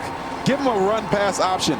They scored a touchdown earlier in the red zone on a sprint out. So what do here? They do the same thing. And this time, Caleb buys time, doesn't try to run back across the field. All his receivers are coming into his vision. And right there, instant Rice for the touchdown. I don't know what you do with that in terms of having that kind of talent at quarterback, and being that mobile. And I think all questions about his hamstring have been answered so far. I mean, he doesn't look like he's slowed down at all. And for me, with the hamstring, what it comes down to is he's been able to be creative. He's been elusive in the pocket. Is he running for 40-yard gains? No. But he's mobile enough to the fact of this defense is having to cover for 5, 6, 7 seconds at a time. And after that touchdown, it just makes you believe that drop on 3rd down by Jaquan Jackson and Tulane, just now they're down by 14. That unbelievable. Big time play. Big time play in this game. One of the most popular players in all of college athletics and one of the most highly compensated players in college athletics as well. He's got a really nice bag to go along with that impressive resume. Deals with headphone companies, trading cards, websites, owns a stake in a men's grooming company. You're giving Tulane a haircut right now. Let's go down to Q. You could see it in Caleb's eyes when he came out before pregame to get warmed up.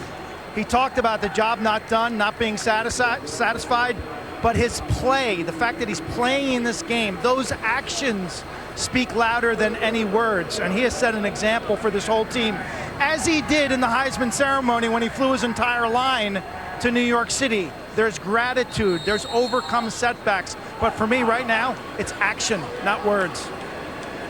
Amazing young man. And we got to put this first half to bed. It's the second time today that Tulane has trailed by 14 points. Let's go back to Q, who's with head coach Lincoln Riley. Coach, they made it 14 apiece. What's going on in your mind at that stage? Got to respond. It's a Cotton Bowl. I mean, this is a New Year's Six game. They're pretty damn good. They're going to make some plays too. I was proud to see our guys respond really close to half well. How would you best characterize the play of Caleb? He's played good. He got a little impatient on the interception. Other than that, he's played good. Guys have made some plays for him and made a couple nice plays on scramble. Thank you, Coach. All right, thanks.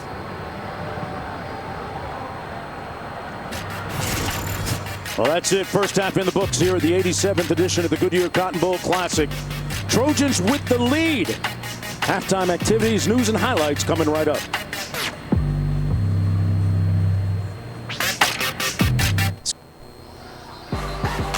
Welcome back to the Goodyear Cotton Bowl Classic here from Arlington, Texas. It's the 87th chapter of this game, featuring the Pac-12 against the American Conference. USC with a 14-point lead as we get ready to kick it here in the third quarter. The Heisman Trophy winner, Caleb Williams, was brilliant in that first half. 20 of 29 passing, 3 touchdown passes versus 1 interception. Let's take a look at the first half stats brought to you by Invesco QQQ.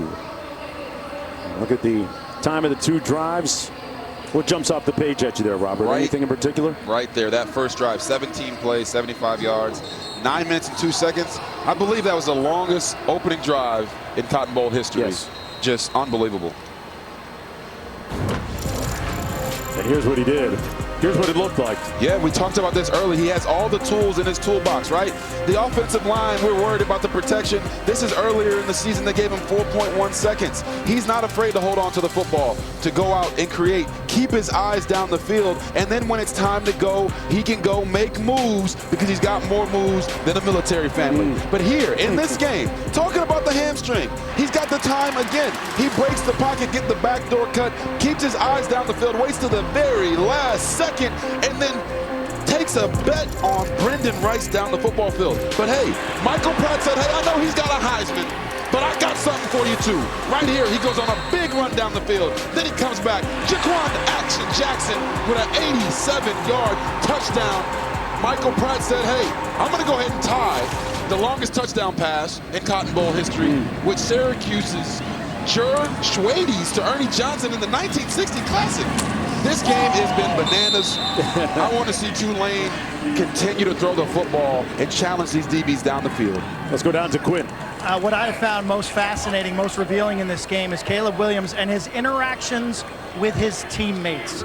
You are seeing this young quarterback absolutely grow up and become the predominant leader in all of college football. The Heisman winner is in command. He is commanding respect from his teammates, and he's showing the intangible leadership. He has set an example down here. No hangover from that Utah game, and here's Spears out into the secondary. Man, he popped the clutch. Got all the way down to the 30-yard line before McCutcheon finally brought him down. Tyjae Spears with a resounding answer here. Look at this. Just get skinny through the hole. I called him Tyjae Shakespeare's early, and he shows you why, but he's got the speed to almost hit the home run there. If they get him rolling, that is their key to getting back in the game, but it's still going to be throwing the football that's going to make them try to come out on top. They're down 14. They need more runs like that from Tyjae Spears. 47 yards in all. Pratt, incomplete. Tried to hit Spears as a receiver that time. You know, he gets it done on the football field and in the classroom. A tremendous student with a 3.5 GPA, graduated, returned from that major knee injury that he suffered last season, has all the intangibles to be a great back, and has been all that and a bag of chips for Tulane this year.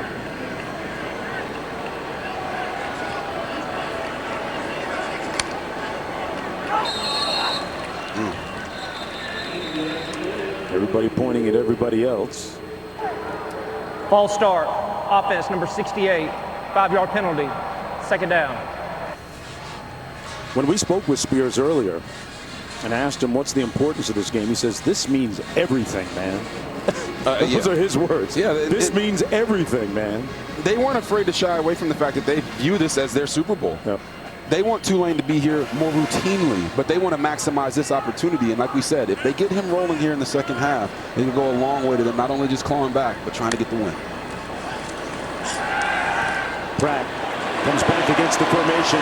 Bauman got a nice block and is brought down inside the 20 at the 17-yard line, inside the red zone now.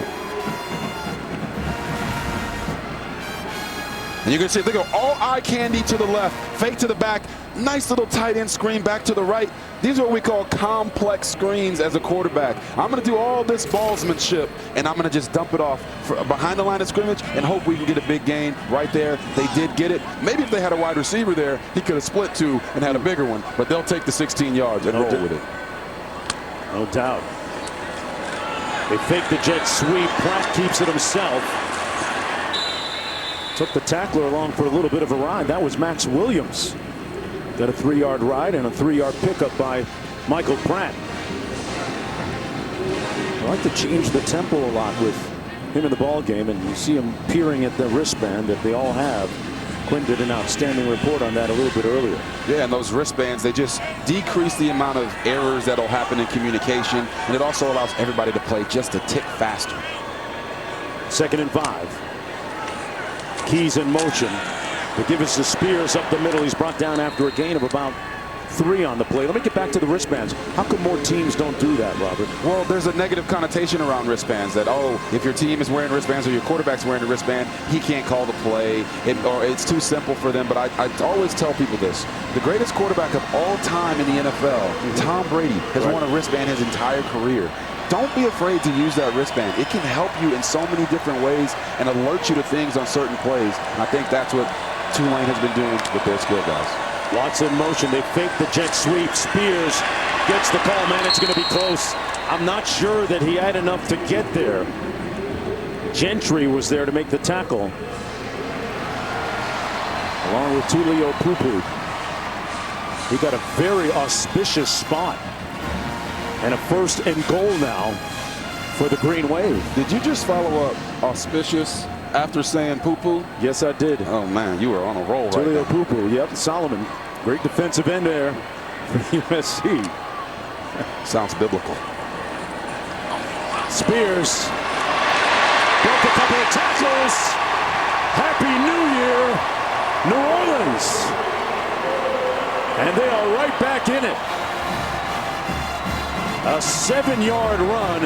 It looked like he carried that many guys into the end zone with him, Robert. Yes, it did. We talked about it. Hey, they're going to have to throw the football at the end of the day because USC is going to try to put up these big numbers. But if they get Tajay Spears rolling, right here you see him on the run. Oops, he did it again, scoring a touchdown. Early in the first half, they got him rolling. They knew going into halftime coming out, they got to get this guy the ball because he is the heart and soul of their offense.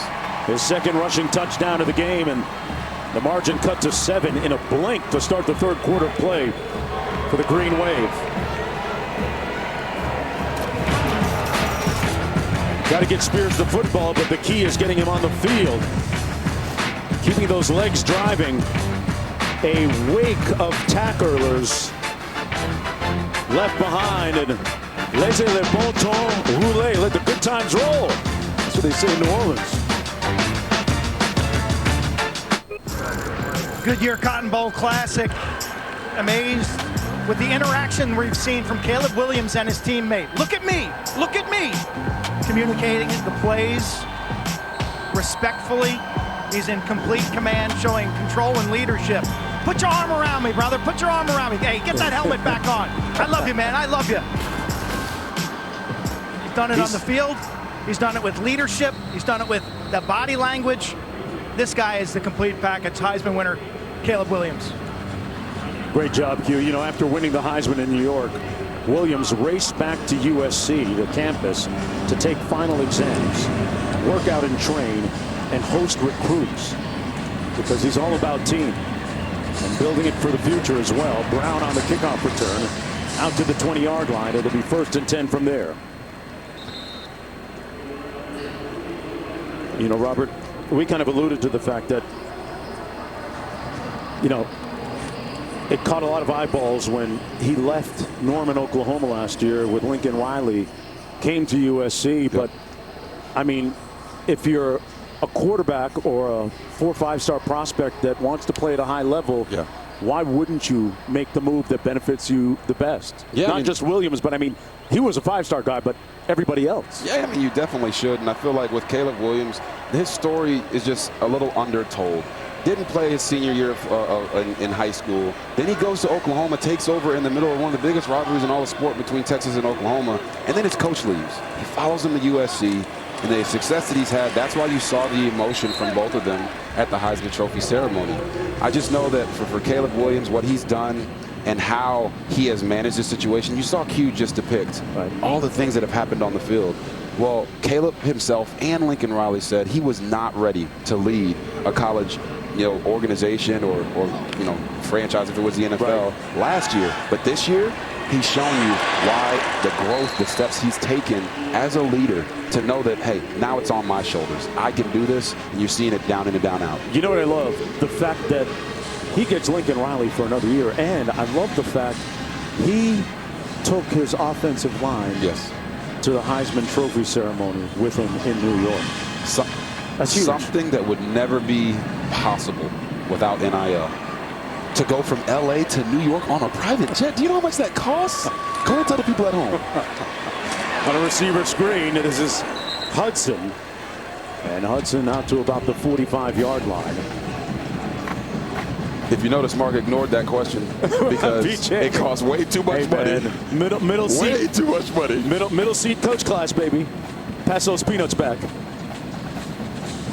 Name, image, and likeness defined. There's what it is, and it is translated into life-changing opportunities, finally, for collegiate athletes who have a chance to change the arc of their lives by being able to bring some money home while in college. Pass complete to the sidelines. That's Jones, and close to another first down. Williams has completed his last 9 in a row, by the way. And you're kind of seeing his growth. When I talked to them earlier this year, they said, we don't want Caleb to always rely on his athleticism. Right. When he does, it's special. But he's got to be a facilitator of the ball. He's got to work within the offense so that, hey, when your hamstring's not 100%, you can still go out, put up 28 points, and dish the ball out to all of your offensive weapons. He's doing that right now. 1st and 10 from midfield. Out of the backfield, incomplete, dropped by Austin Jones. Well, here are our first NBA Wednesday matchups of 2023 on ESPN. ESPN Deportes and the ESPN app. Giannis and the Bucks squaring off against Spicy P, Pascal Siakam and the Raptors. I'll be calling that game 7:30 Eastern, 4:30 Pacific. Then out to Los Angeles, LeBron and the Lakers hosting Jimmy Butler and the Miami Heat. Our coverage tips with NBA Countdown at 7 o'clock Eastern time. Boy, LeBron James just turned 38 years old and had, what was it, 46 points on his birthday.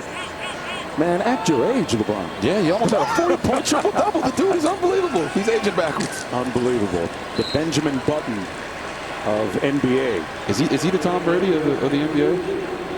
Listen, my GOAT is still Michael Jordan, but is he the Tom Brady? Just doing it in such a... Well, he's doing a little more than taking 6 steps back and throwing a football every game. That is very No disrespect. A little bit more dynamic component involved. 3rd and 6 coming up. Oh, you just fired up all football fans with that statement. Oh, it's all good, though. Mad respect for both of them. Here we go, 3rd and 6. He's been relying on Mario Williams a lot in these types of situations, but he's not on the field. Look for him to try to work. Thomas Washington right there. A Korean motion. Williams takes a shot downfield. Wide open.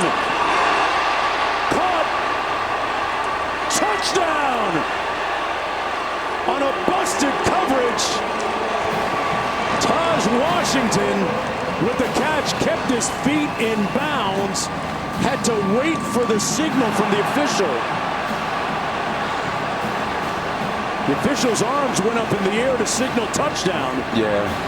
The official looked a little unsure about it as well.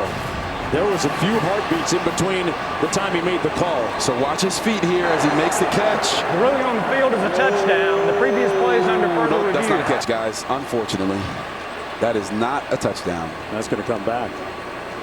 As you see, as he makes the catch, he never gets a foot down. He hit the pylon. Let's bring in our rules analyst, Matt Austin. Matt, what's the translation of the rule and what you saw? How do you reconcile those? Well, from what I can see, I don't think his foot ever touched down in the green. The first contact is with the pylon. That's out of bounds. That's an incomplete pass. So I didn't see any pebbles come up where you would see when if the toe dragged. So I think this is going to end up being incomplete. Man, that is... I agree. The little rubber pieces of tire that you usually see from the turf, it doesn't come up. But does that toe touch on the white? I don't know, man. Close. It is close. It does not look like the toe came down, so I'm right there with Matt Joustin. He hit the pylon, so from 2-3 stories up where we are. You see his feet like right there. It's like, yeah. So it's like as you go back here and you look at that toe right there, you don't see anything pop up, as it's going like it's going to graze the ground. You don't see anything flare up like that. Yeah, so that looks like an incomplete pass.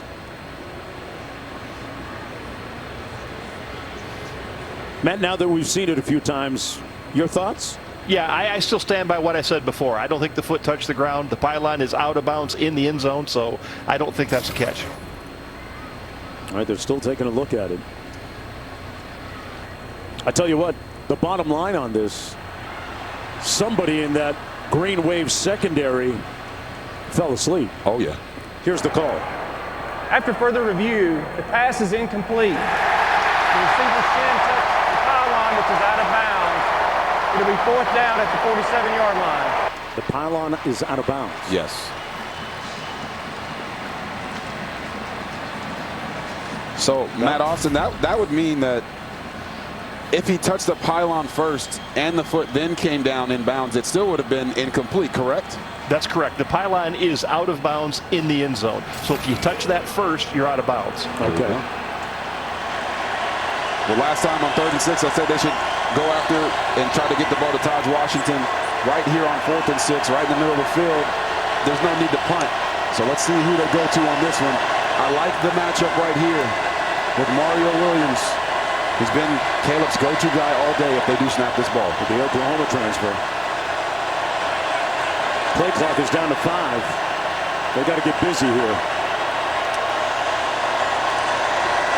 Williams looks Williams' way. And a sliding grab to the aforementioned Mario Williams. I said it on the previous down, 3rd and 6, that he was not on the field, so look for Taj. Now Mario's on the field. The Williams brothers make a great connection. Caleb buys time, and look at where he puts this ball. The ball placement is perfect, low, so the receiver can protect himself. The guy on the outside has no chance of making a play on that and falling off of the receiver. Whew. This is high-level football from Caleb Williams. Biggest issue, talking to Willie Fritz at halftime, pass rush. They rush 3, Caleb stands around forever. They rush 5, he breaks out and goes deep. They just can't figure it out defensively right now. You see a nice stop by Hodges off the edge, but the pass rush has been the biggest dilemma for Tulane and Coach Willie Fritz. Great observation and report there, Q, because speaking of pass rush, Hodges, who just made that tackle, Robert, he's their best pass rusher, first team all-conference for Tulane. Yes, he is, and we mentioned it earlier that he led the American Conference in tackles for loss last year. Now they're trying to get him to get back and be more aggressive. They did more drop 8, and their defensive coordinator, Chris Hampton, said, listen, if you rush 3, Caleb's going to stand back there and run around. If you try to get after him and you lose contain, he'll burn you with his legs. Right now they feel like they can't win for losing. On 2nd and 11, escaping harm, Williams sets. There was contact, no flag thrown. Brendan Rice, the intended receiver, Larry Brooks, appeared to run up his back. But seen otherwise by the officials. Good play defensively, and 3rd and 11 coming up. Larry Brooks there to break that pass up. You know, Mark, the difference between that play right there by Larry Brooks and the pass interference that was called on Jarius Monroe earlier is that Larry Brooks has a right to try to go get the football. Okay. So when that ball's in the air, he's got clear vision on it. He's attacking downhill, trying to make a play on it. Yes, he hit Brendan Rice early, but he does have the right to that space. Jarius Monroe earlier had his back to the ball. That's pass interference. They're 9 of 11 on 3rd down. Williams retreating and wisely throws it away. Outside the pocket, ball went beyond the line of scrimmage. Man in the area, Nick No Anderson. foul for grounding. The quarterback was outside the tackle box. Pass across the line of scrimmage. 4th down. As noted. So 4th down from the 35-yard line.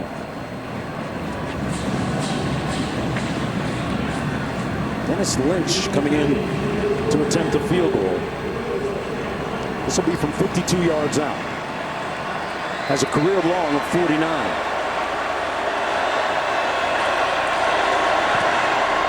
Got it down. And just short. So the Green Wave will have the football and a chance to come closer. Man. I mean, that was inches away. Lynch gave it a good ride that time. Yeah, you'll see this kick by Dennis Lynch. When you look at his picture, he looks like the kid from Bad Santa. That was a bad kick, just short.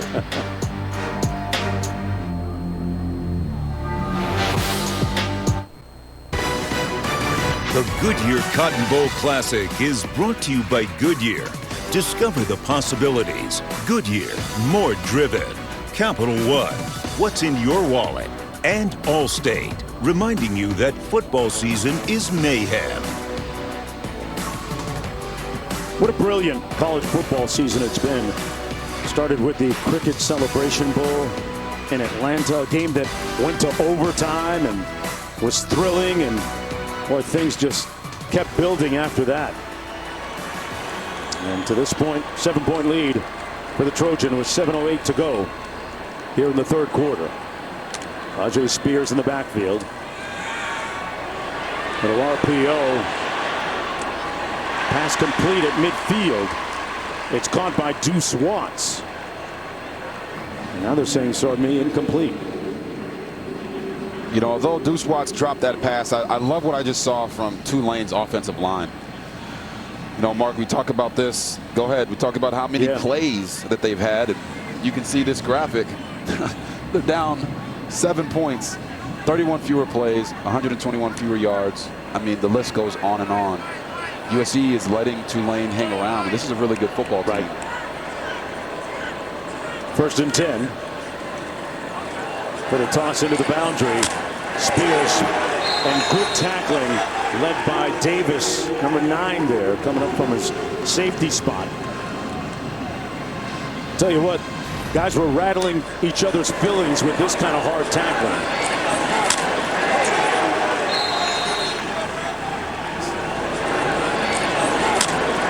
Got to be lifting your weights when you're making and taking hits like that, Robert. Yeah, it reminds me of those Under Armour commercials. Click, clack. You could hear it right there, man. 3rd and 7 coming up as a result. Spears the lone back, 4 receivers. Pratt on the move, going to do it with his legs. Get the first down and then some. There's a flag down, though. Let's see if this play stands. We talked about Michael Pratt's ability to run. Well, we've seen it a few times already here. Picked up 23. Let's see if it stands.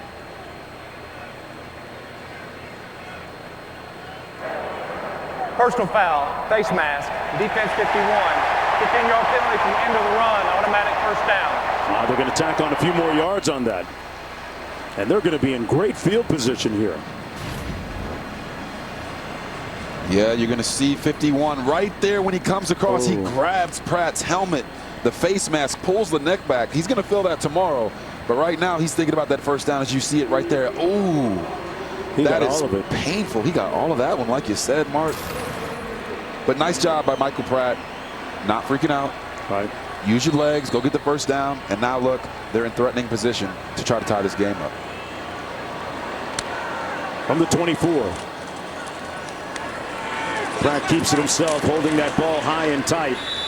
And good open field tackling by Mekhi Blackman. It was Blackman that came to the defense of the coaching staff. In particular, Coach Grinch, the defensive coordinator, in wake of that disappointment against Utah. And he said, folks, and I'm paraphrasing here, never mind, Coach Grinch can blankety blank coach. These guys believe in their coaches. They believe in what they've been preaching to them and teaching to them all season long. So they take it personal when their coaches get talked bad about. Off the fake. Pratt going to be sacked at the 26-yard line. Devoured. Eric Gentry leading the way. Had some company as well with Benton. Yeah, you're going to see the play action fake, and right there they convert from run stop to pass rush. And the Tulane offensive line and the tight end right there, number 87, just didn't give Michael Pratt an opportunity to even throw the football away. Sometimes I'll say, hey, don't hold on to the ball so long. But in that one, he didn't really have a chance. Yeah. And keep in mind, the Trojans lead the FBS in turnover take rate, plus 22 on the season. And Pratt's going to be sacked. Brought down actually right around the line of scrimmage by Davis. So this is a huge win for the Trojan defense. Impervious when it counted in the shadows of the red zone. Valentino Ambrosio going to come in and try and attempt a field goal for the Green Wave here. Yeah, after giving up the big run to Pratt with the tacked on yardage for the face mask, to come out and get a stop and potentially hold him to a field goal, that's a win all day for the Trojans. 42 yards out.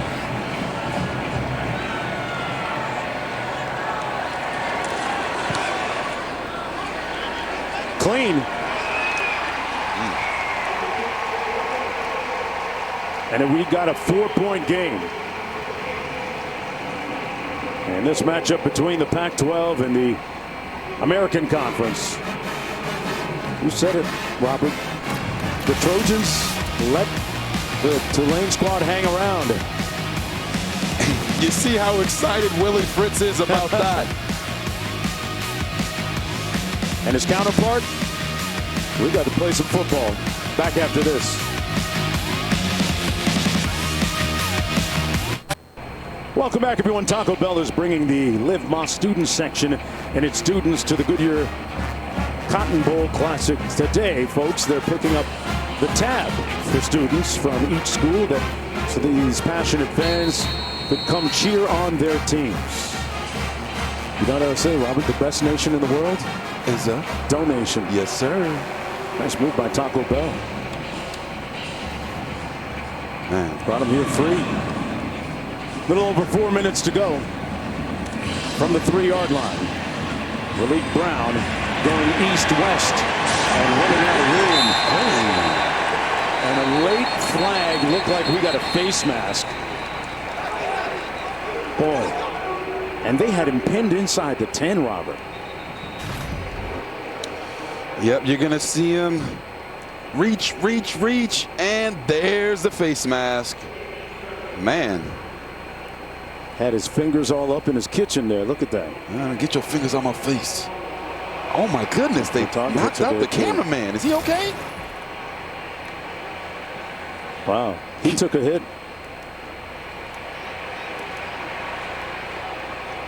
Got a flag down at the 5. The officials still conferring. Yeah. Got a flag down and a man down. Yeah. Flag down at the 5. Man down on the sidelines. There he is right there.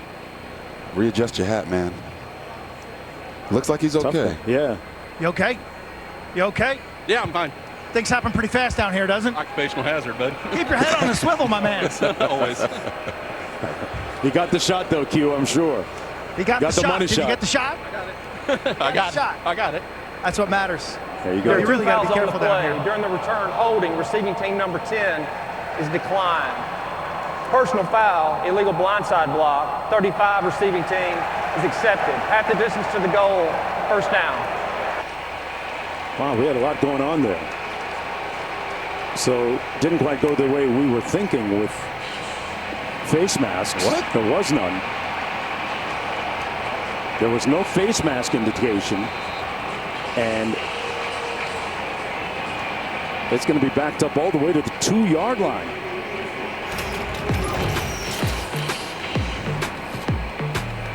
Yeah, you see number 2 right here. Takes the shot there. Maybe that distracted them from the face mask that's about to happen. Yeah. That was Dorian Williams.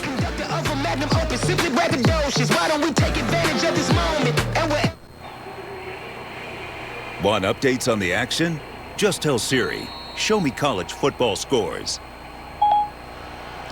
USC 1st and 10 operating in the shadows of their own goalpost from their own 2-yard line. 1st and 10. Williams is going to hand it off to Austin Jones. And go back to Matt Austin. Explain what happened on that last kickoff. Well, it's a little bit unfortunate because there were 2 fouls on USC. One was backup field. One was the blindside block you see right there at about the 5-yard line. So they have the option of declining one and accepting the one that's most advantageous, which they did. Matt, I'm going to get back to you, buddy, because Rice is on the loose down to the 17-yard line.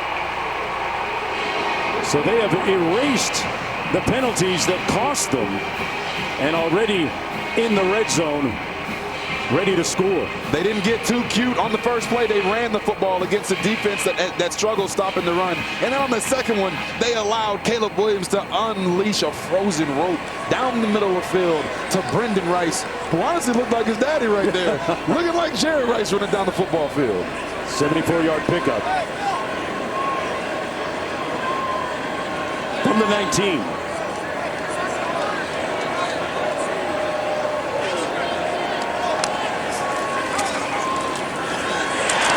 Williams kept it. Let's go back to Matt Austin. Matt, finish your point on us on the penalties. Well, it doesn't make any difference now, but what I was going to say is unfortunately they missed the face mask, which would have allowed USC to accept offsetting fouls. They would have replayed the kickoff. So at this point, it doesn't matter. All right, Matt, thank you. And yeah, they eradicated that mistake with the quickness. 74 yards later. As they say, Mark, the ball don't lie. Man. Right there, the ball found Brendan Rice because that face mask was missed. Football gods are watching over this game right now. Second down and 10. Epps is split into the boundary. 3 receivers to the top of your screen. Williams looks the other way. Fires into the end zone. Incomplete. No flag as Brendan Rice was working against Lance Robinson, the all-conference performer. The Kansas State transfer. Sets up a third down and 10. What do you like in terms of a play call here, Robin? Well, who has been the man every third down, it seems like, this game? It's been Mario Williams. Yes. He's been the one that Caleb Williams has been the most comfortable with.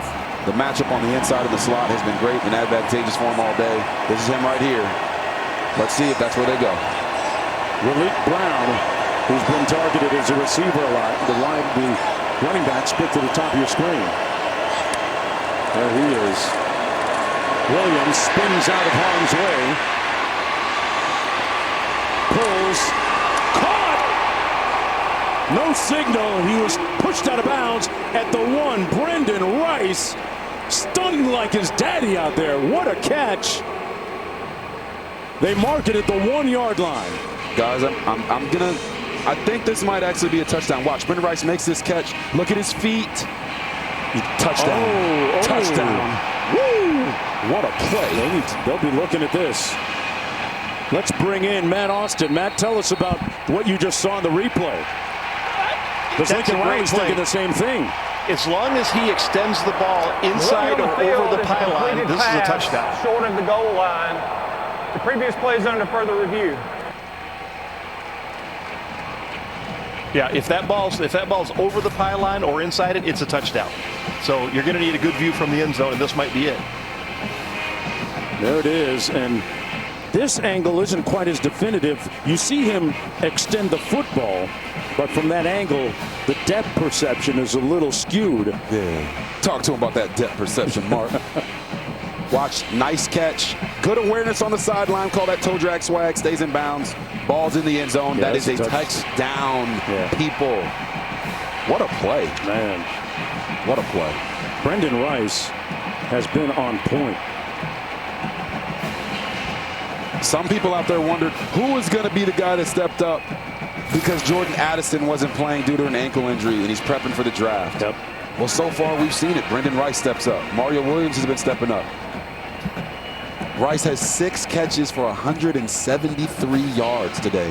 Matt, do you think that's a touchdown? Oh, absolutely. All right. Yeah, that last view from the it looked like a handheld camera from the back of the end zone. Looked like he definitely got it inside the pylon to me. Yeah, great awareness by Rice to extend the football. Here's another look. Here it is again. Nice catch. Feet stay in bounds. He knew it too. Extends the ball. Look at that. I'm at the pylon, boys. Number 1, the ball placement allowed Rice to shift his body work and get his toes in. But the great body control, an amazing play. He knew right away that was a touchdown. If this is not a touchdown, I'm going to walk out of this place. After further review, we have a touchdown. The receiver possessed the ball inside the pylon. Clint, you don't have to walk anywhere. It's a touchdown. 1:24 to go in the third quarter. Brendan Rice out here careering today, putting up a number. 174 yards. He's treating that Tulane secondary like corduroy, wearing them out. Extra point good. And the lead up to 11.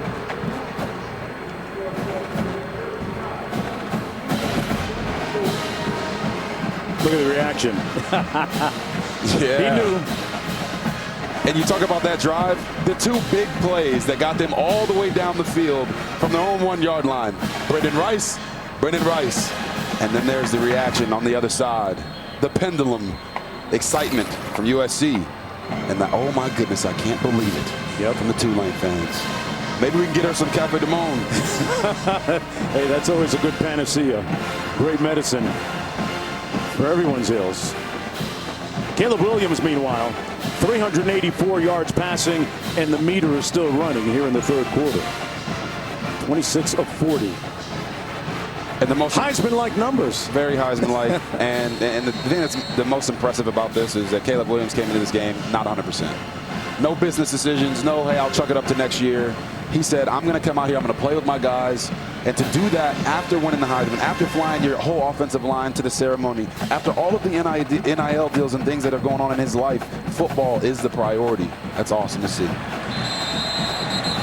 That kick goes out of bounds. It'll be 1st and 10 from the 35. Robert, let's take a look at this touchdown and tell me what the key was. Yeah, I mean, you're talking about Caleb Williams going out here and just creating, once again, doing what he does best. You're going to see him drop back to pass. He's going to do the backdoor cut, come out way over here, and he's got his eyes down the football field. Look, he's looking here. He's looking here. He's looking here. He's trying to find someone to get the football to, and Brendan Rice, at the last second, comes back to the ball, really making a beautiful catch. It just makes me think, man, guys, he's his daddy's son, right? He's his daddy's son. He is out there balling. You see them working him on the sideline. That's what we've seen from Jerry Rice. Yes, he is on YouTube, and you can watch him. The greatest of all time. His son is having a great game. You might have to find Google to find this guy. Spears! What an answer! Tyjae Spears all the way down inside the 10, inside the 5, finally corralled by Bullock. 61-yard gain.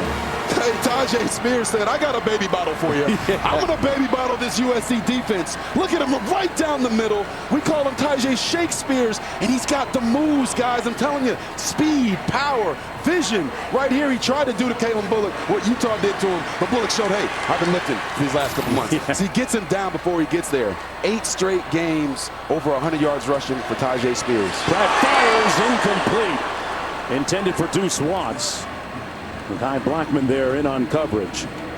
But Spears, boy, we said at the top of the show, number 22 might be the best player in the country you've never heard of. 8 consecutive games with over 100 yards rushing.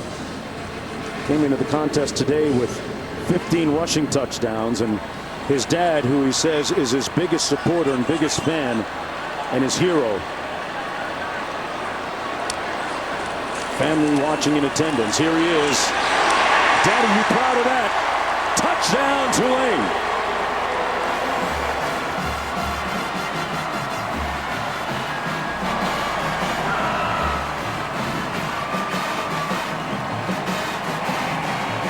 The green wave will not go away. No, they will not. Tyjae Spears, man, he's been on point all day, and I guess that's the point of being a Spear. I just love the way this guy plays the game. Can't wait to tell the story that he talked with us about his father, Margene Spears. But here they are, going for 2. And Pratt flanks out. Spears going to take the direct snap and a wildcat. They run the reverse. Pratt looking to throw it. USC reading that well. It's picked off in the end zone. That play was going nowhere fast from the beginning. that looked like, well, If it was hoops, it'd be 3 p.m. at LA Fitness, but there's nothing happening there. Oh, man, you're killing them. 40 seconds to go in the third, but they're right back in this ball game, just a 5-point deficit. Spears has 3 rushing touchdowns today, ties a career high. Great story about him. He had offers coming out of high school of a lot of Power 5 conference teams. And Coach Fritz, on the home visit, spoke to Dad and said, Dad, have you ever missed a game? And he knew the answer was no. He said, well, if he comes to school here at Tulane, you won't miss any. He'll be right in your backyard, and he'll do great things, and it's all come to fruition. Exactly. And if you look at the call sheet or the book on Tyjaon Spears, it'll say he's from Ponchatoula, Louisiana. Well, that's just New Orleans, people. So he gets to stay home, go to Tulane, and when he talked with us about his relationship with his father, he said, that's my dog. He's the first one that signed him up to play football. He doesn't remember a moment of football that his dad has missed in his entire career. And it just goes to show you, when you have the support of your parents, and especially as a young man, a young black man in this country, you have the support of your father, the possibilities are endless. He's getting a great education, and he's putting it on tape right now. Onside kick, but they didn't catch the Trojans napping. Davis was there to scoop it up, and they're going to have pretty good field position as a result. Robert, what do you make of the gamble to go with the onside kick here? I mean, he's trying to catch him off guard. I'm in the middle of telling a story about Tyjaon Spears, and he kicks an onside kick. I get it. I understand. Right. But I don't really love the play call there. Just keep the momentum on your side. You kick it off and make them go the whole field to score. Hey, next Monday, #1 Georgia taking on #3 TCU in the College Football Playoff National Championship game. Presented by AT&T. Coverage begins at 7:30 Eastern, 4:30 Pacific on ESPN. We'll have pregame coverage all day long. But for this matchup, we'll have you covered from every platform. Look at that. TV, radio, digital, so many ways to watch and listen to the biggest college football game of the year. Williams gets it out on the receiver screen. It's caught by Michael Jackson. And Jackson stopped up just shy of the 30, picked up 16 on the play.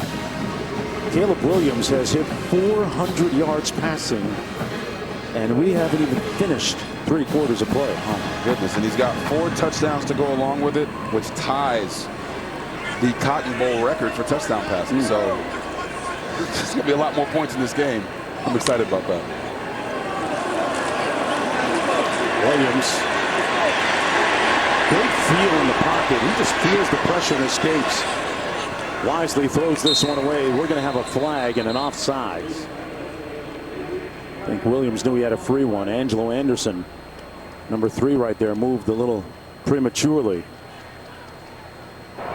Offside. Defense #3. In the neutral zone at the snap. 5-yard penalty. Still first down. That's the end of the third quarter. We will extend the third quarter with 1 on time down. Or not. They're going to extend the third quarter on an untimed down. So we'll play one more. The USC is going to have to clear the field because their entire squad is on the field right now. The nose of the ball going to be placed right at the 26-yard line with the penalty. Can't go for the pump fake, folks. Hope you didn't get up. Go get something to drink or eat. Got one more untimed play here before the third quarter is officially expired.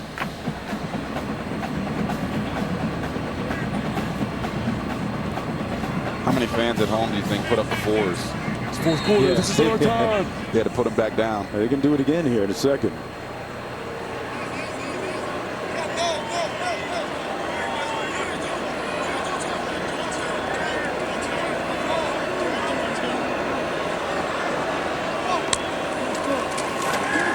Williams out of the backfield. Open field tackling on that catch. Nick Anderson, one of the leaders of the defense, making a little bit of a statement there to end the third. End of the third quarter. Nice hit on Austin Jones. That's the end of the third. Back after this. Stay inside when you're born to run. It's Welcome back, everyone, to the Goodyear Cotton Bowl Classic. Don't forget, coming up next, number 11 Penn State squaring off against number 8 Utah in the granddaddy of them all, the Rose Bowl, presented by Prudential.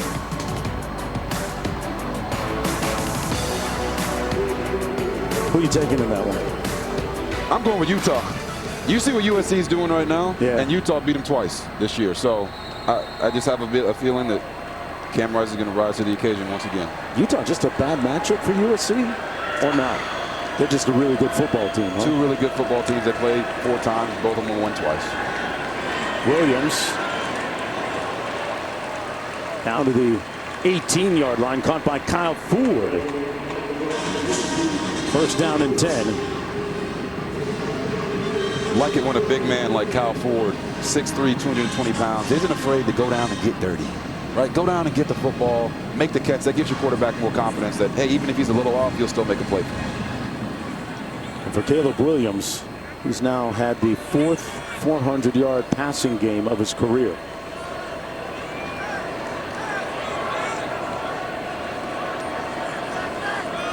Jones in the backfield.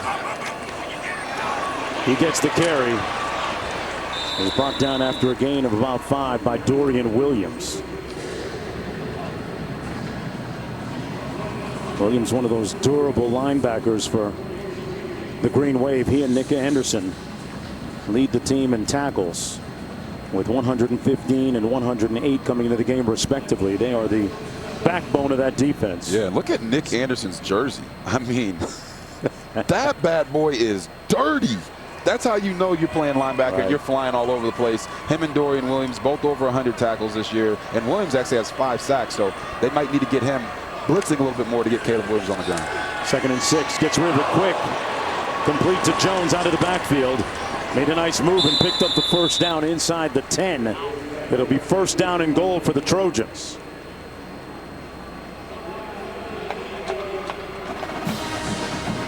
And Bobby Haskins, offensive lineman, who started at right tackle today, over from his usual left tackle, goes to the sidelines. That's a position that, remember, at the beginning of the game, they had never started this combination in these positions before. And now they're already having to change him up. But you got to tip your hat to this offensive line. Protection we thought would be an issue, but the Trojans have been on it all day in protecting Caleb Williams. First and goal. Jones cuts it up and is brought down at about the 3. Let's go to Quinn. Tulane's biggest nemesis on defense right now, fatigue. USC with a 2-to-1 margin in plays, over 70 plays. Tulane's only got 35. Time of possession, same deal. And you just worry about fatigue setting in for the Tulane defense that has just been chasing Caleb Williams around all night. Long plays, 8, 9, 10-second plays. Not sure how much gas is left in the Green Wave tank. Holding up so far, but you saw Dorian Williams breathing heavily there. 2nd and goal. McCree in motion, now sets. Williams slings it, touchdown! Kyron Hudson. And the beat goes on for the Trojans.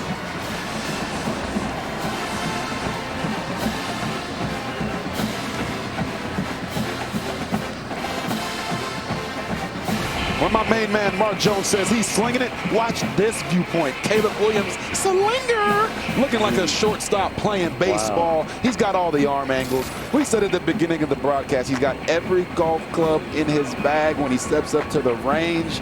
Look at that smile on his face. They're throwing touchdowns to Kyron Hudson right now. Everybody's eating. Yeah. Everybody eats, B. A bowl record 5 touchdown passes for Caleb Williams. We're going to take a short break. On the other side of this, got a great story about Caleb Williams on his cultural awareness and panoramic view of the world.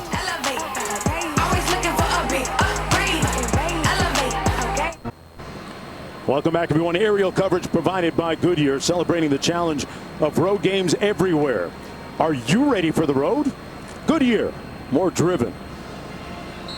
A little overcast, but nice warm day here in Arlington, Texas. A day that has belonged to Caleb Williams and the Trojans so far. Their lead at 12 right now, a little over 12 minutes to go on the kickoff return. It's Lawrence Keys the third.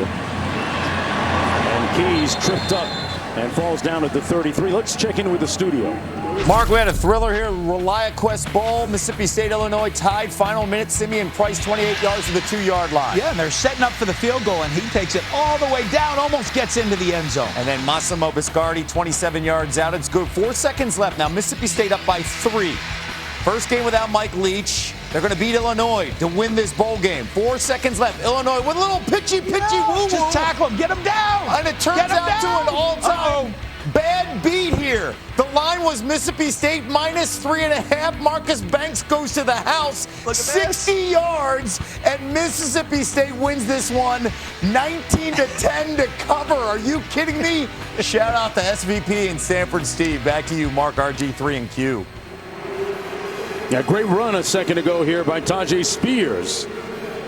A 31-yard burst over the right side and into USC territory. I'll tell you what, the guile and grit of this Green Wave squad has been unrelenting this afternoon. Hey, we talked to the coaches. They're just making all the effort plays. They're not laying down just because USC has a Heisman Trophy. Michael Pratt tucks it under, lost his balance, and falls forward to the 35, picked up 3 yards. And Spears has been giving that defense some work today. Yes, he is. Right there, you had the how low can you go type of play. Then he's making cuts inside and bouncing it outside, using that burst. And then when it's time to get physical and get into the end zone, he's done that time and time again. Tajay Spears, oops, he's done it again. 183 yards rushing today for him on 14 carries. It's a very healthy average. Adding to the total. Ball came out. It's loose. Trojans say they've got it. He put it on the ground. A rare miscue, and it's USC football.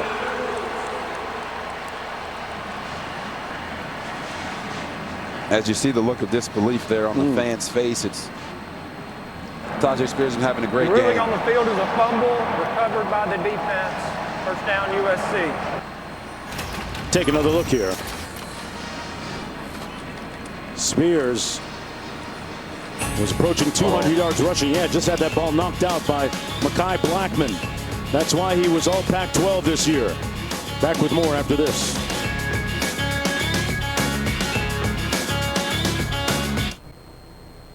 The Goodyear Cotton Bowl Classic is brought to you by Goodyear. Discover the possibilities. Goodyear, more driven. Taco Bell. Taco Bell is giving back to students all postseason long by giving them free tickets to the biggest bowl games of the year. And AT&T 5G. Too much college football is never too much. 10:46 to play in the fourth quarter. Boy, when USC looks back on this season, win or lose here, there's going to be a little bit of residual in terms of what got away from them. They were so close to being in the college football playoff, Robert. But in the words of Lincoln Riley, he said, with respect to this game, this may not be the best team that we ultimately have, but it might be the most important team that we have in terms of what we are trying to build now at USC. And what he meant by that is someone had to change the culture. Someone had to be the catalyst. For USC, it's been all these transfers that came in. As he said earlier in the year, this is the most unique roster in USC history. Caleb Williams hands it off. Gain of about 3 by Jones. You know, Williams is a guy that has a great sense of cultural awareness. He went to Gonzaga High School in the D.C. area. In 1836, slaves built the school that he went to. Those slaves were subsequently sold to people in Louisiana. So on his visit to LSU coming out of high school, he made a very heartfelt and poignant visit to the gravesite of those said slaves, brought some of the soil back to the school that the slaves built, and gave it to his high school coach and some of the students there as a keepsake, and kept some for himself. A young man that's very culturally aware of where he fits in the big picture. Washington with the catch and the run for the first down.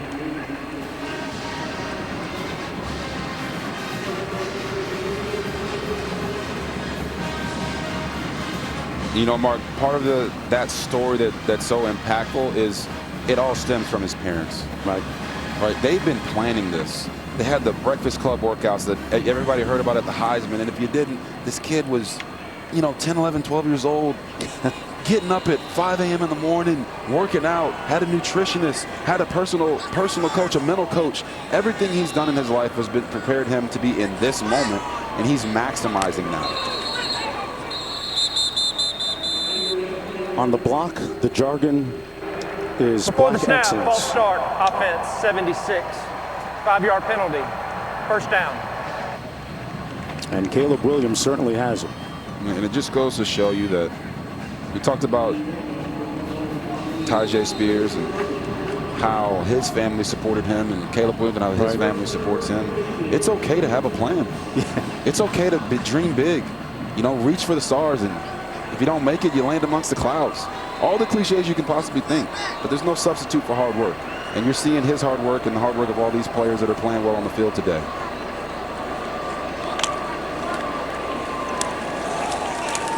They're going to keep it on the ground. Gain of a few yards by Austin Jones.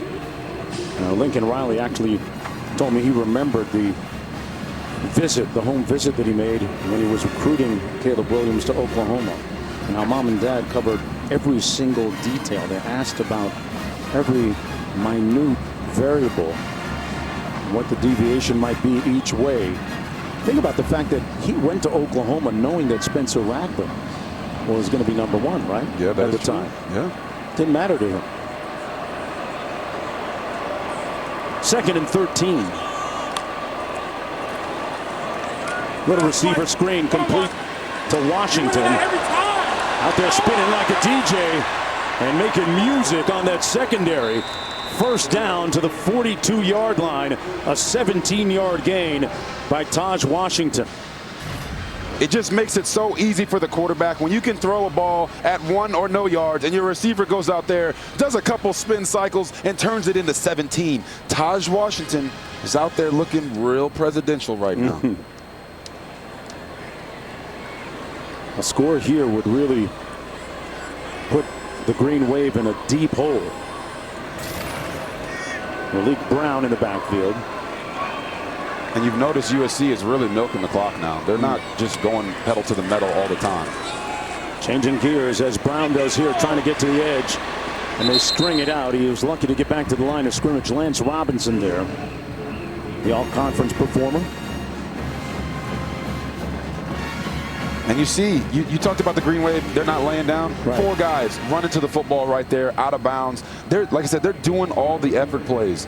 You know, when we talked to Coach Willie Fritz, he said this is a team that's got to do it right all the time. We know that our talent and what we have here is we're going to stress to our players. We're going to make that diving play on the floor like Dennis Rodman would for the Bills. Right. I mean, for the Bulls. That's what they are doing right now, and I love to see that effort from them. They're going to hand it off to Austin Jones. And Jones is going to pick up 3, brought down at about the 41. 3rd down coming up. And about 7 to go. Coach Willie Fritz says we go 1-0 every week. That is the goal. Preparation and execution. Right here, 3rd and 7.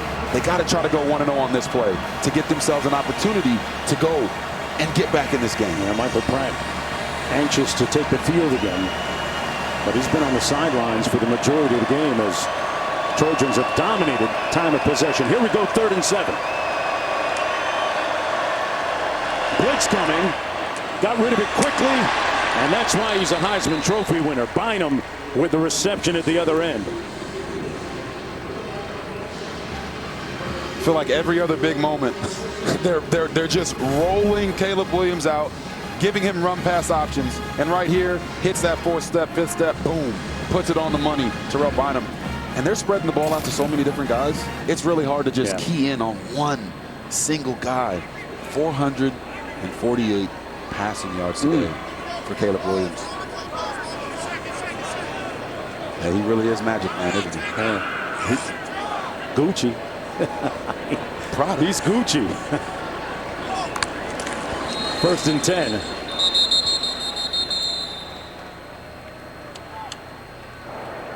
Timeout, USC, the first of the half. Got 2 remaining. 5:24 to go in the fourth quarter.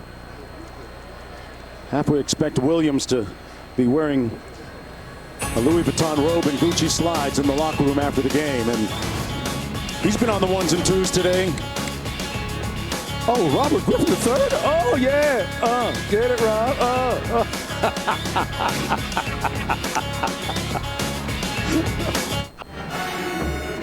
Don't forget, coming up next, the Rose Bowl game presented by Prudential. Number 11 Penn State against number 8 Utah. Team that vanquished this USC squad in the Pac-12 championship game. Handoff to Austin Jones, brought down by Patrick Jenkins. And Robert, you pointed it out. It was duly noted that they've slowed it down a little bit, right? USC been very methodical here. The first of the half.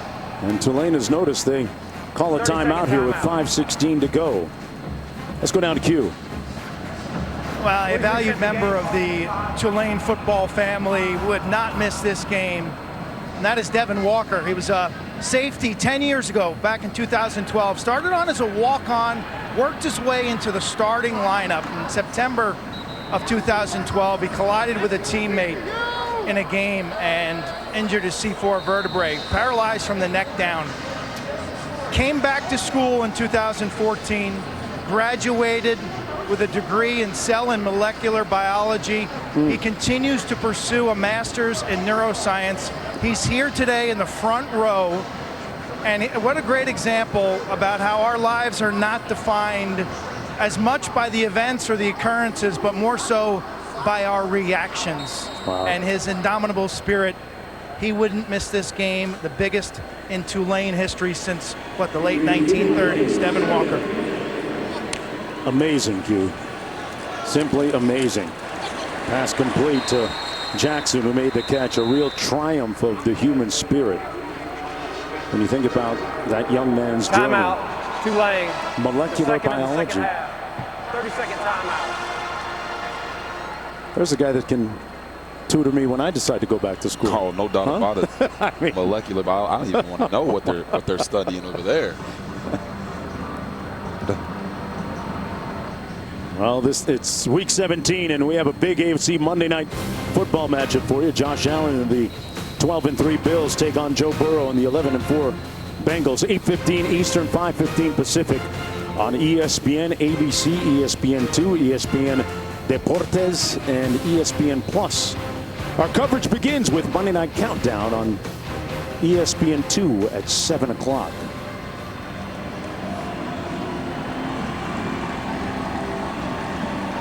.5:14 to go, 3rd and 9 coming up. And now for today's Capital One rewarding performance, it's Caleb Williams. Surprise, surprise. I mean, the guy's been doing everything. You see the sidearm slings. He's been spreading the ball around on the run, using his athleticism, showing you that that hamstring is just A-OK. And then he just throws frozen ropes 30, 40, 50 yards down the football field. You can call him whatever you want. Superman, right. Heisman. One thing he does every time he's on the field is create magic. 3rd and 9. That pass is going to be caught but short. Mario Williams making the catch about 4 yards shy of the first down. The margin is 12 with about 5 minutes to go. And to think that, you know, when this game began, we were still a little bit unsure as to whether he would play or how much he would play or what he would be moving like. No questions. Yeah, he's put all that, put that all to bed. And I'm more than sure the Tulane fans here in Tulane defense wish he wasn't playing. Yeah, I tell you what, I remember the USC days when James Conn was walking around the practice facility there in Los Angeles and Snoop Dogg was hanging around. The glory days feel like they're coming back for the Trojans. That field goal good by Lynch from 43 yards out with 4.5 minutes to go. 15-point lead. And you know, we thought, how is USC going to respond to just barely missing the college football playoff? Well, you got your answer. 45, and they're looking to win this Cotton Bowl. We get back.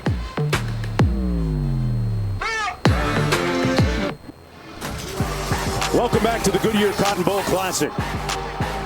Edition number 87. And Caleb Williams writing a heck of a script and screenplay. Take it back to Hollywood. 36 of 50 passing. 460 yards and 5 touchdowns. On the return, Lawrence Keys finally pushed out of bounds.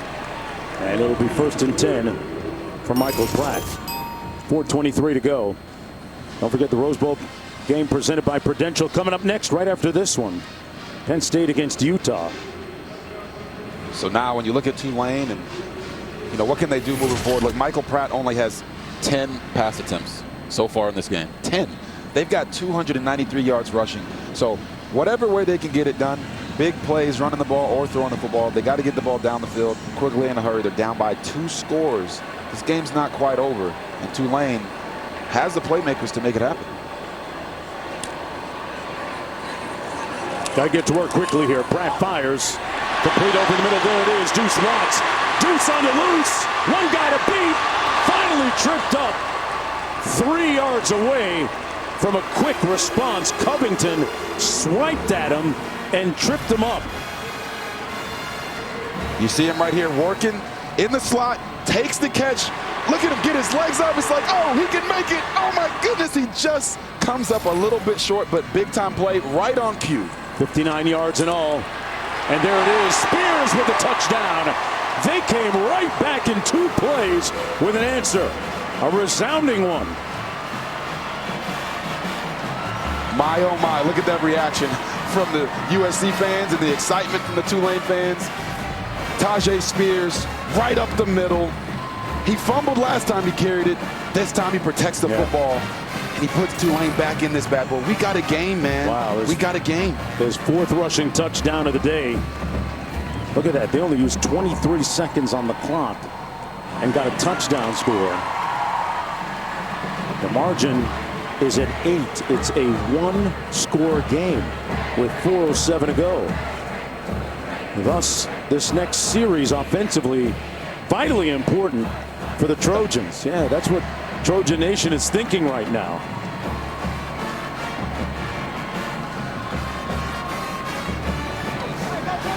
How big is this next possession for USC? Yeah, I mean, you could honestly say this could be the possession that decides the game, but there's 4 minutes left, and we've seen crazier things happen. The end of this game, the score could be 60-61. You never know. It's college football for you. But if you're USC, you want to get the momentum quickly right back. It's about how you answer in this situation, because you don't want to let Tulane bring Mardi Gras to the Plains. You don't want to let them do it. I'm telling you, it'll get crazy out there.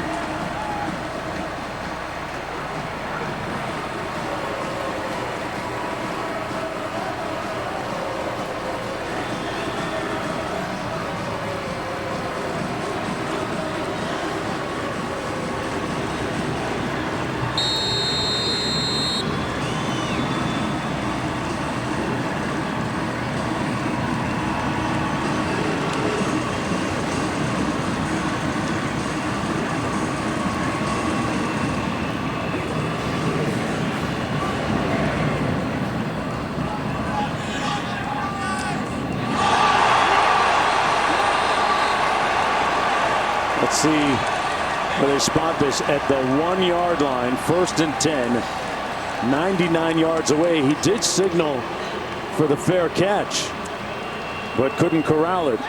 Daquan Jackson. So 99 yards away, pinned deep. Mario Williams. Yeah, and so we talked about, hey, Deuce Watts, he's in the slot. He's going to run a slant. And when it's one-on-one, and Michael Pratt is saying to himself, I'm taking the deuce every single time. Deuce Watts, he's got 8 touchdowns on the year. They haven't thrown it a bunch today, but that play right there, they need more of those. And that drop right there on the kickoff by Mario Williams, huge play. Last time USC was backed up like this, it took them 3 plays to get all the way down the other side of the field. Let's see what happens this time.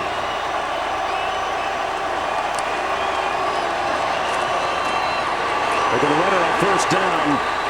Austin Jones Now back to the line of scrimmage, Dorian Williams, number 2, bowing up on the play.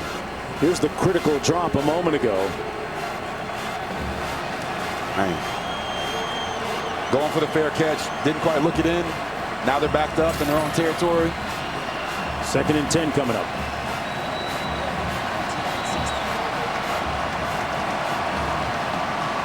Just a 1-score game. The Green Wave with just 1 timeout remaining.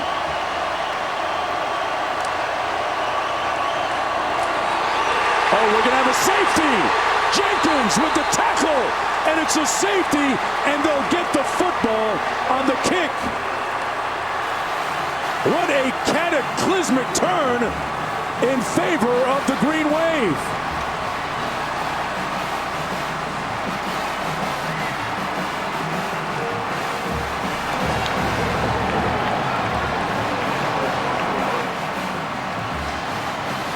Tulane will get the football as well. Look at this. Yes, you're going to see Patrick Jenkins right there come across the formation and make the play in the end zone, letting them know, I'm your daddy now. Let's go with the safety right there for the defense.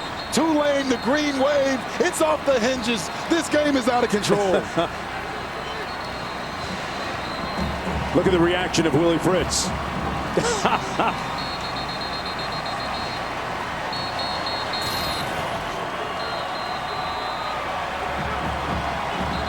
Robert, I got to ask you, was that an RPO? Because it looked like Williams hesitated before he gave it to him. Was he going to pull it out? I just think that USC wasn't trying to get cute there. Okay.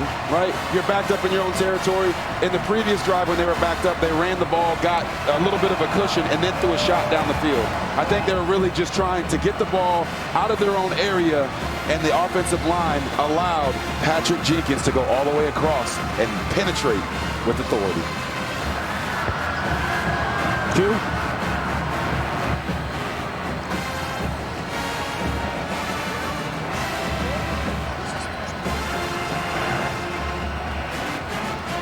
.320 to go. Green Wave will have possession of the football.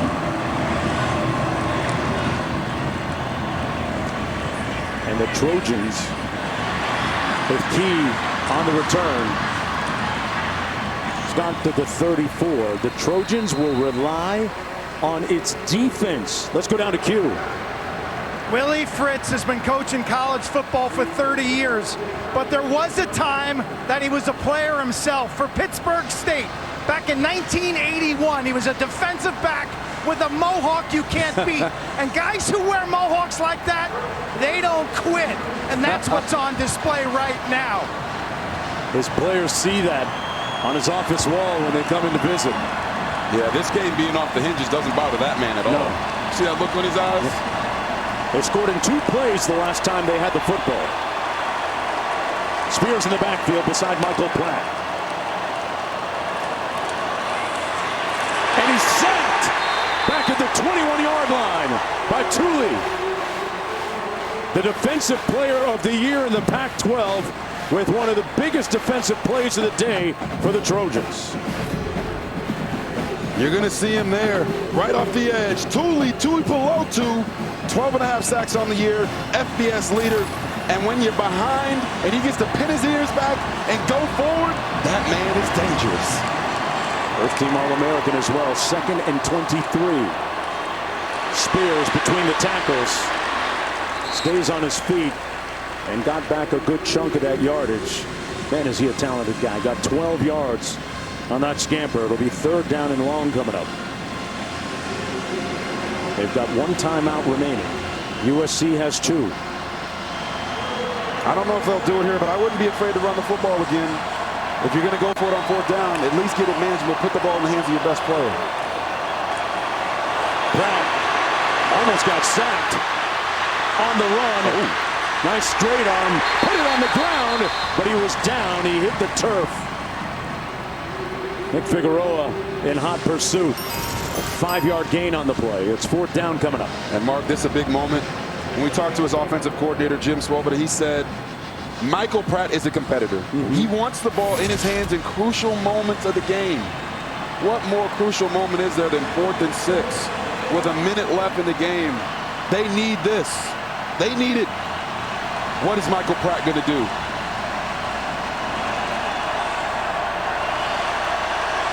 Need a play here if you're Tulane. Pratt going to take out his do-it-yourself kit and picks up the first down. They stay alive and move the chains. An 8-yard gain for Michael Pratt.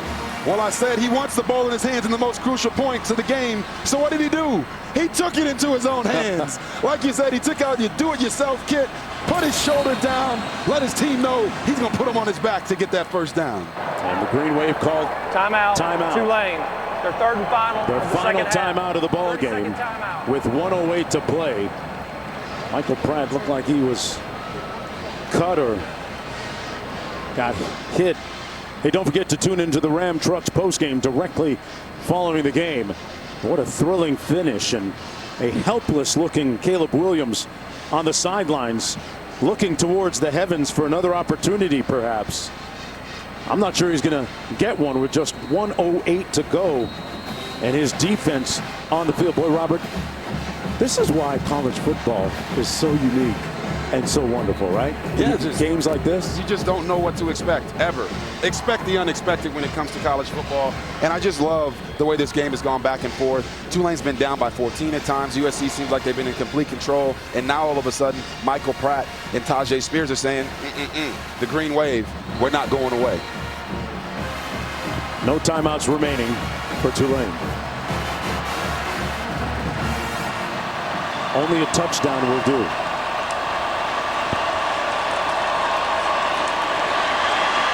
Pratt, nowhere to go.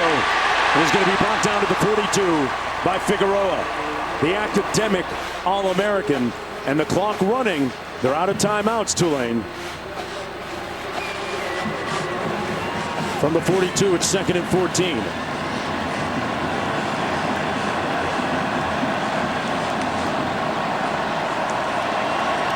Pratt gets rid of it quickly, complete. Stops the clock with 38 seconds to go. A 4-yard pickup to his tight end, Reggie Brown. Right now, USC is playing some man coverage on the back end. I know Michael Pratt doesn't have a lot of throws, especially throws down the field today. He's going to have to take a shot on the outside. Yeah. They need big completions here with 38 seconds left on the clock and no timeouts. Nail-biting time.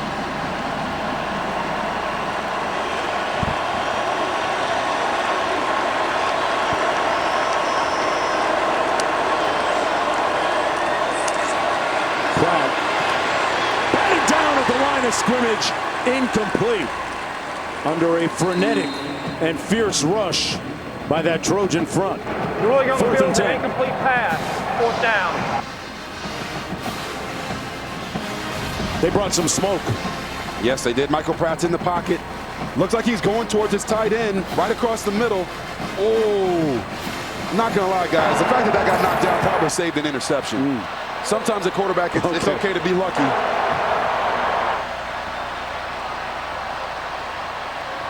Williams summoning the football gods on the sidelines. Please reset the game clock to 34 seconds. 3-4. They're going to put 3 more seconds back on the clock. Thank you. If you're USC here, you want to play coverage, but you got to make sure you have somebody watching Michael Pratt. He's been scrambling the entire game. That's where they've been getting a lot of their yardage. Make sure someone is spying him, watching him if they don't bring pressure so that he cannot scramble to get this first down. Watts is their big play receiver. He and Wyatt. Pratt delivers, first down, Bowman, and they're alive. With 25 seconds to go, no timeouts, a 24-yard pickup. Michael Pratt just pulled a Caleb Williams.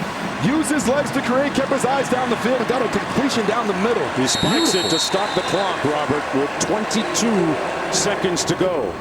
This is why you love football, not just college football, football in general. And Lincoln Riley is irate about something on the sidelines.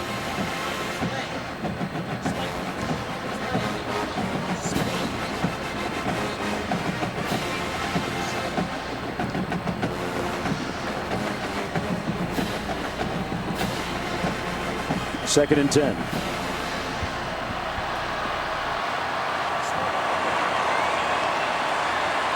Keep in mind that Pratt did hit, they talk about this maybe on the other end, his lineman's leg on spiking the ball. On the slant! Caught! Deuce Watts! And a big hit. Afterwards, both of them are down. Bryson Shaw and Watts are both shaken up on that 23-yard pickup. Wow.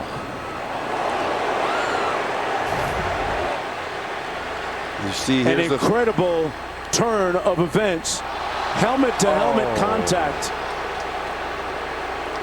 on the tail end of that play.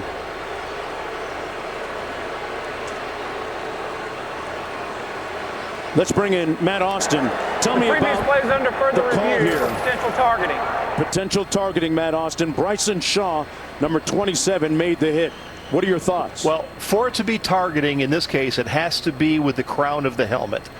He's caught the ball. He's transitioned into a runner, so he's not a defenseless player. Helmet-to-helmet contact in and of itself is not a foul. But if he lowered his head and got him with the crown, then it would be targeting, and that looks like what you got here. So you think it's targeting then?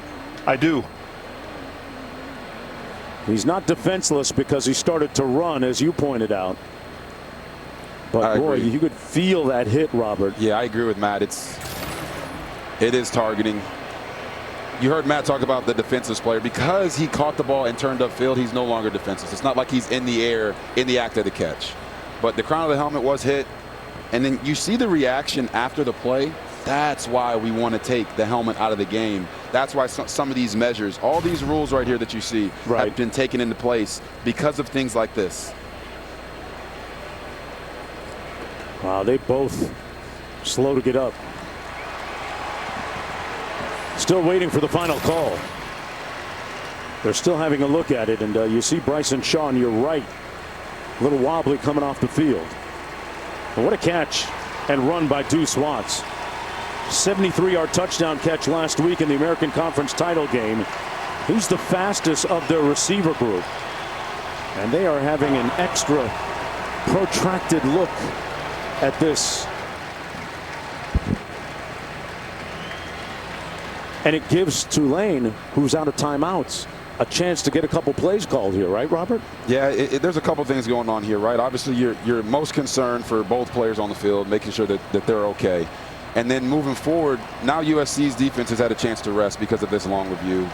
Tulane's offense and their offensive coordinator, Jim Swoboda, have an opportunity to go through all their best plays that they want to run in this situation. Let's go to Matt. Matt? Well, with them taking this long of a look, I have a feeling that they're going to go. They're going to take off the target. There is no targeting. The ball carrier was not defenseless, and the crown of the helmet was not used. It'll be 1st and goal at the 6-yard line. Please just set the game clock to 18 seconds. 1-8. Now, what I think they must have seen there is that they thought it was more of a forehead hit than a crown. They did narrow the area of the crown. This year, they want it to be the very, very top of the helmet. So I think that's what they must have been looking at here. All right, the nose of the football at the 6-yard line. 18 seconds to go, 1st and goal. Bryson Shaw on the sidelines. Green wave, do not have any timeouts remaining. Got to keep the ball in the air. Pratt, incomplete to Bauman. It's probably the best thing. Couldn't squeeze it. Mark, honestly, that's probably the best thing that could have happened. Okay. He throws that in the flat. Bauman's going to get caught. He's going to catch that ball. He's going to get tackled, possibly inbounds. Time could either run out. They're not going to have a chance to come back and run another play. I don't understand why you throw it short of the end zone in that situation. You got no timeouts. Now there's 12 seconds left on the clock. It's got to be a completion either near or beyond the end zone here. Spears in the backfield. Lawrence Key split wide to the bottom of your screen. 3 receivers to the left of Pratt. 2nd and goal. Fires! Incomplete for Bauman. Incomplete. The official right there. Eric Gentry there in coverage. And it's 3rd and goal. Moving on the field is an incomplete pass. 3rd down. Here it is. You're going to see it right here. Pratt throws it across the middle. The ruling on the field is an incomplete pass. Oh, that's a catch. That's a touchdown, everybody. Oh, wow. That looked like it did not touch the ground. That's a touchdown. You can hear the Tulane fans cheering because they're looking at the replay on the big board above.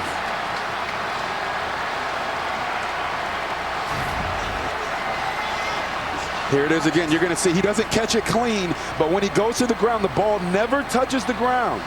It's in between his hands, his legs, and the DB's arm. Let's bring in Matt Austin again, our rules analyst. What's your take, Matt? Yeah, Robert, you're exactly right. I don't see the ball touching the ground either. It is resting on both their hands. He secures it before it ever touches. I think this is going to be a touchdown. His leg kept it from hitting the ground, and everything in our replays tells us that that's a touchdown.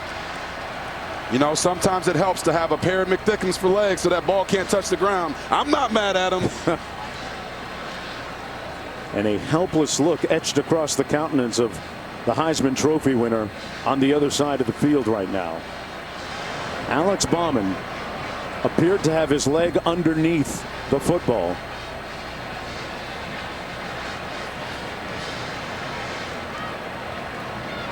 Willie Fritz's team trying to complete the biggest turnaround in FBS history with a potential win here today. If they do call this a touchdown, this would be back-to-back games where you feel like USC's defense, not just feel, but actually their defense has let their team down. Still waiting for the call.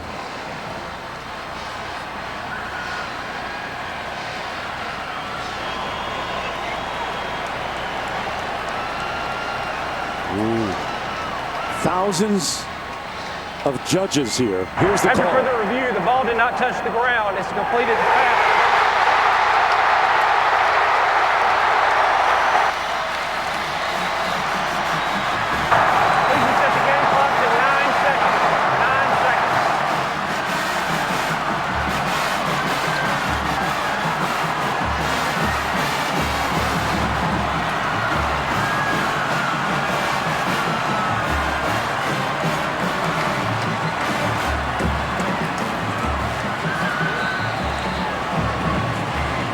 It's a tie game. This is for the lead and a potential win. The green wave, a tidal wave late in the game with a comeback for the ages.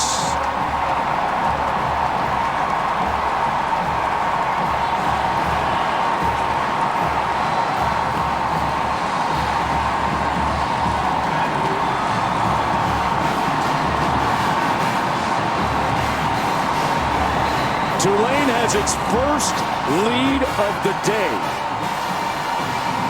Right now, New Orleans is all about the Pelicans and all about the green wave.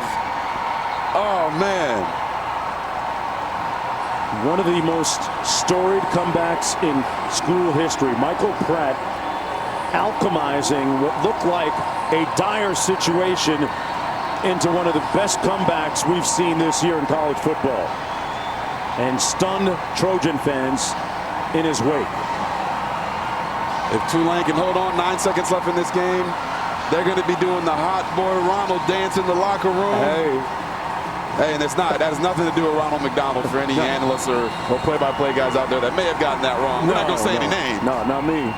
But I'm on the block, baby. I'm on the corner. We know. We already know what it is. 9 seconds to go.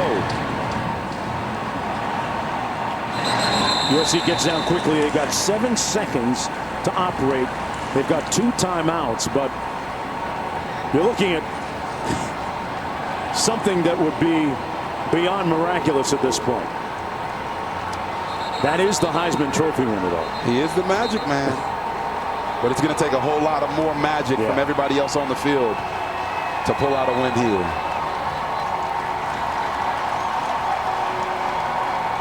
It's going to take some magical and miraculous handiwork, some real prestidigitation to fool the defense right now and get into the end zone. Everybody just opened up their dictionary after that word.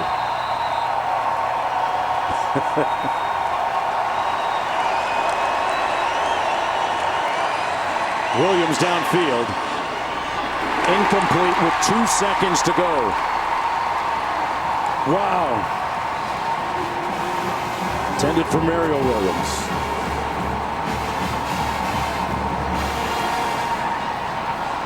The Green Wave hadn't led until that extra point with just seconds to go. Last year, that guy's team only won 2 games.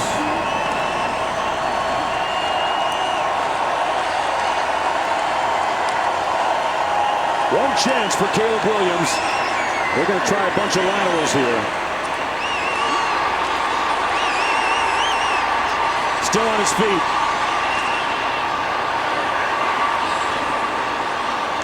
Still alive.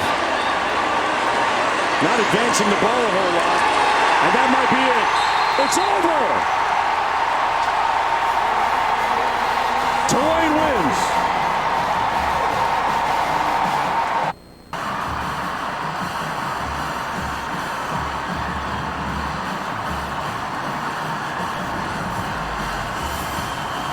Welcome to the Ram Trucks postgame.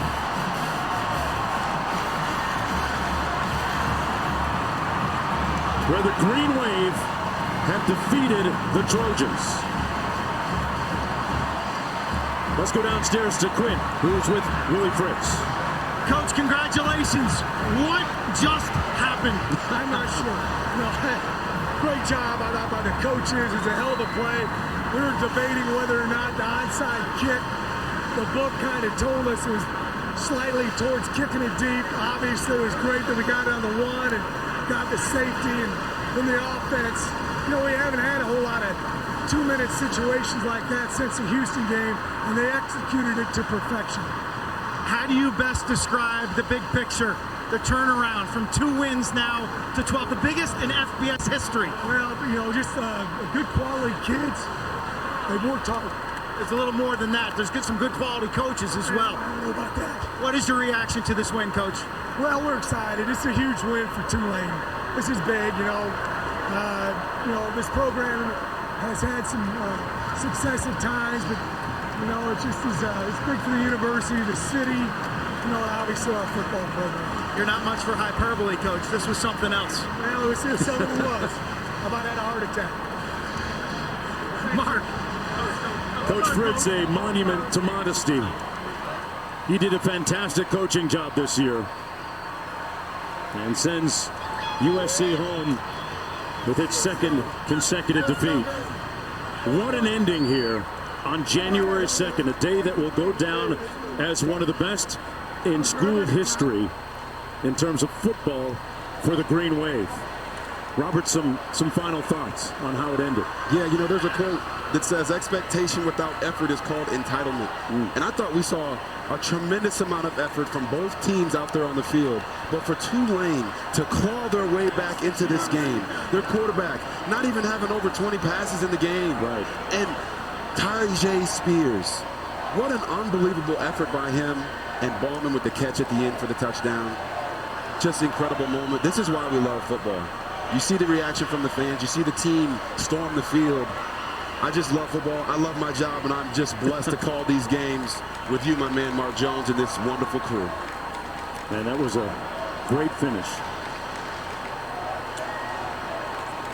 Williams finishing with 5 touchdown passes, but not enough. Well, we're going to send you out to the Rose Bowl, and you can stay here on ESPN News for post-game interviews and analysis and hear from the winners. Right now, we're going to send you out to the Rose Bowl in Pasadena. 12 now. Let's go to Quinn.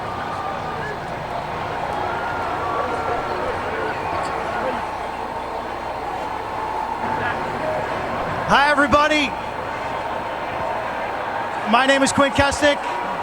Along with Mark Jones and Robert Griffin III, we televised this incredible, incredible game today. First of all, let's hear it for the Tulane Green Wave. Goodyear Cotton Bowl Classic champions. We also witnessed an incredible showing from USC, a turnaround season and an amazing performance from their Heisman winner, Caleb Williams. Let's hear it for USC and Caleb Williams. Dave Brown is the chair of the Goodyear Cotton Bowl Classic, and he is here to present the hardware. Well, thank you, Quint. What a game. Truly a Cotton Bowl Classic.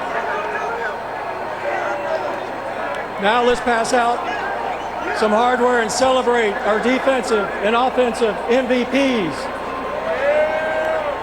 The winner of the Felix McKnight Most Outstanding Defensive Player is Dorian Williams. Congratulations, Dorian.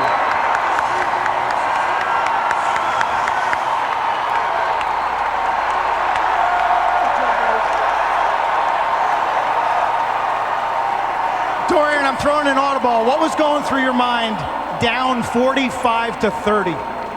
I mean, we got the utmost respect for those guys, man. But I know our guys, man, we're not going to give up on anything. No matter, it could have been 35-60, man. I know we weren't going to give up, man. We were going to always play. Congratulations, Dorian. Offensive MVP. And the J. Curtis Sanford Most Outstanding Offensive Player Award goes to Tajay Spears. Congratulations, Tajay.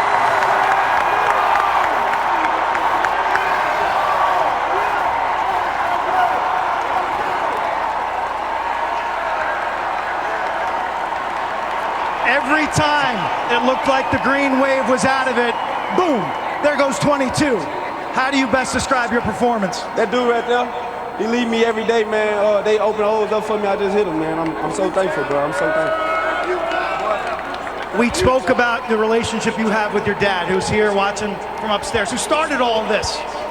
What does that relationship mean to you? Hey, it means a lot to me, man. I can't forget about all my other people, man. My dad, that's my heart, man. I love you. I know you hear me so well, man. I love you, man.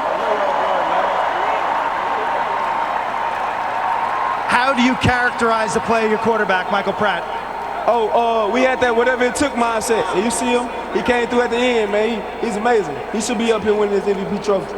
And lastly, these fans up here, a 2-10 season last year, 12 wins, a conference championship. You're taking another trophy back to NOLA. What do you got to say about those folks? Hey, get a little louder.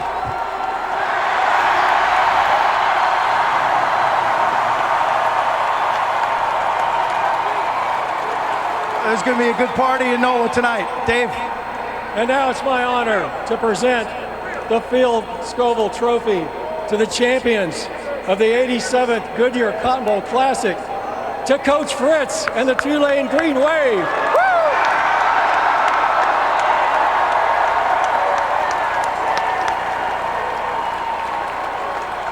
You gonna lift the trophy, Coach? I don't know if I can help. Get some help. Get some help.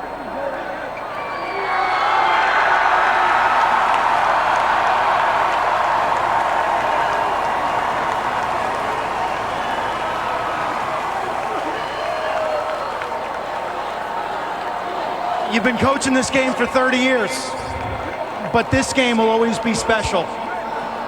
What makes it most special for you? Well, just, we got a great group of young men.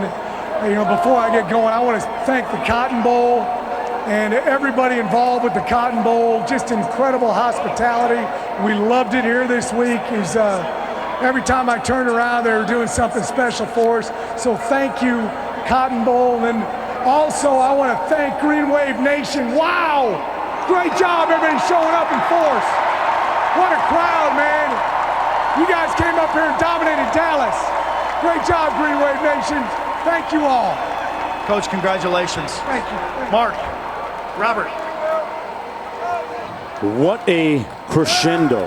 What a finish. It built to a climax like nothing we haven't seen in a while in this game. And to the victors go the spoils, the championship Goodyear Cotton Bowl Classic trophy. They showed up. They showed up. They had that Dennis Rodman-like attitude. They're going to make the hustle plays. They're going to go the extra mile. They're going to do whatever it takes to win the game, even when they're down. They never gave up. The waves kept coming. You knew something special was coming down the pipe when they stepped off the bus. They had swag on 100 immediately. They were not intimidated at all You see the sunglasses, you saw the hats, look at the dreads, the hair is flowing. There's no product there, that's just how they woke up. They were coming in swaggy, feeling confident, the energy was evident. We saw it in the warm-ups, they were doing medicine ball slams in the warm-ups, getting ready to roll. But this guy right here, Tyjae Spears, had the most swag of them all. 17 rushes today, 204 yards, 4 touchdowns. Every time that Tulane needed a big play, they got it from 22. He was on the JOB tonight, man, and an unremitting, unrelenting force on the ground. There's a reason why he was one of the top running backs in the country this year. Ran for over 1,400 yards in all this season, and a great finish to his season. Look at the contrast between the first and second half for Spears. 181 total yards in the second half and 3 touchdowns. He showcased everything you want to see from a running back. The patience, the burst, the power, and the resiliency to come back after the fumble and score another touchdown to put his team in position to be successful, Mark. What a day. What a day here in Arlington, Texas. For Quinn Kesnick and Robert Griffin, I'm Mark Jones. So long.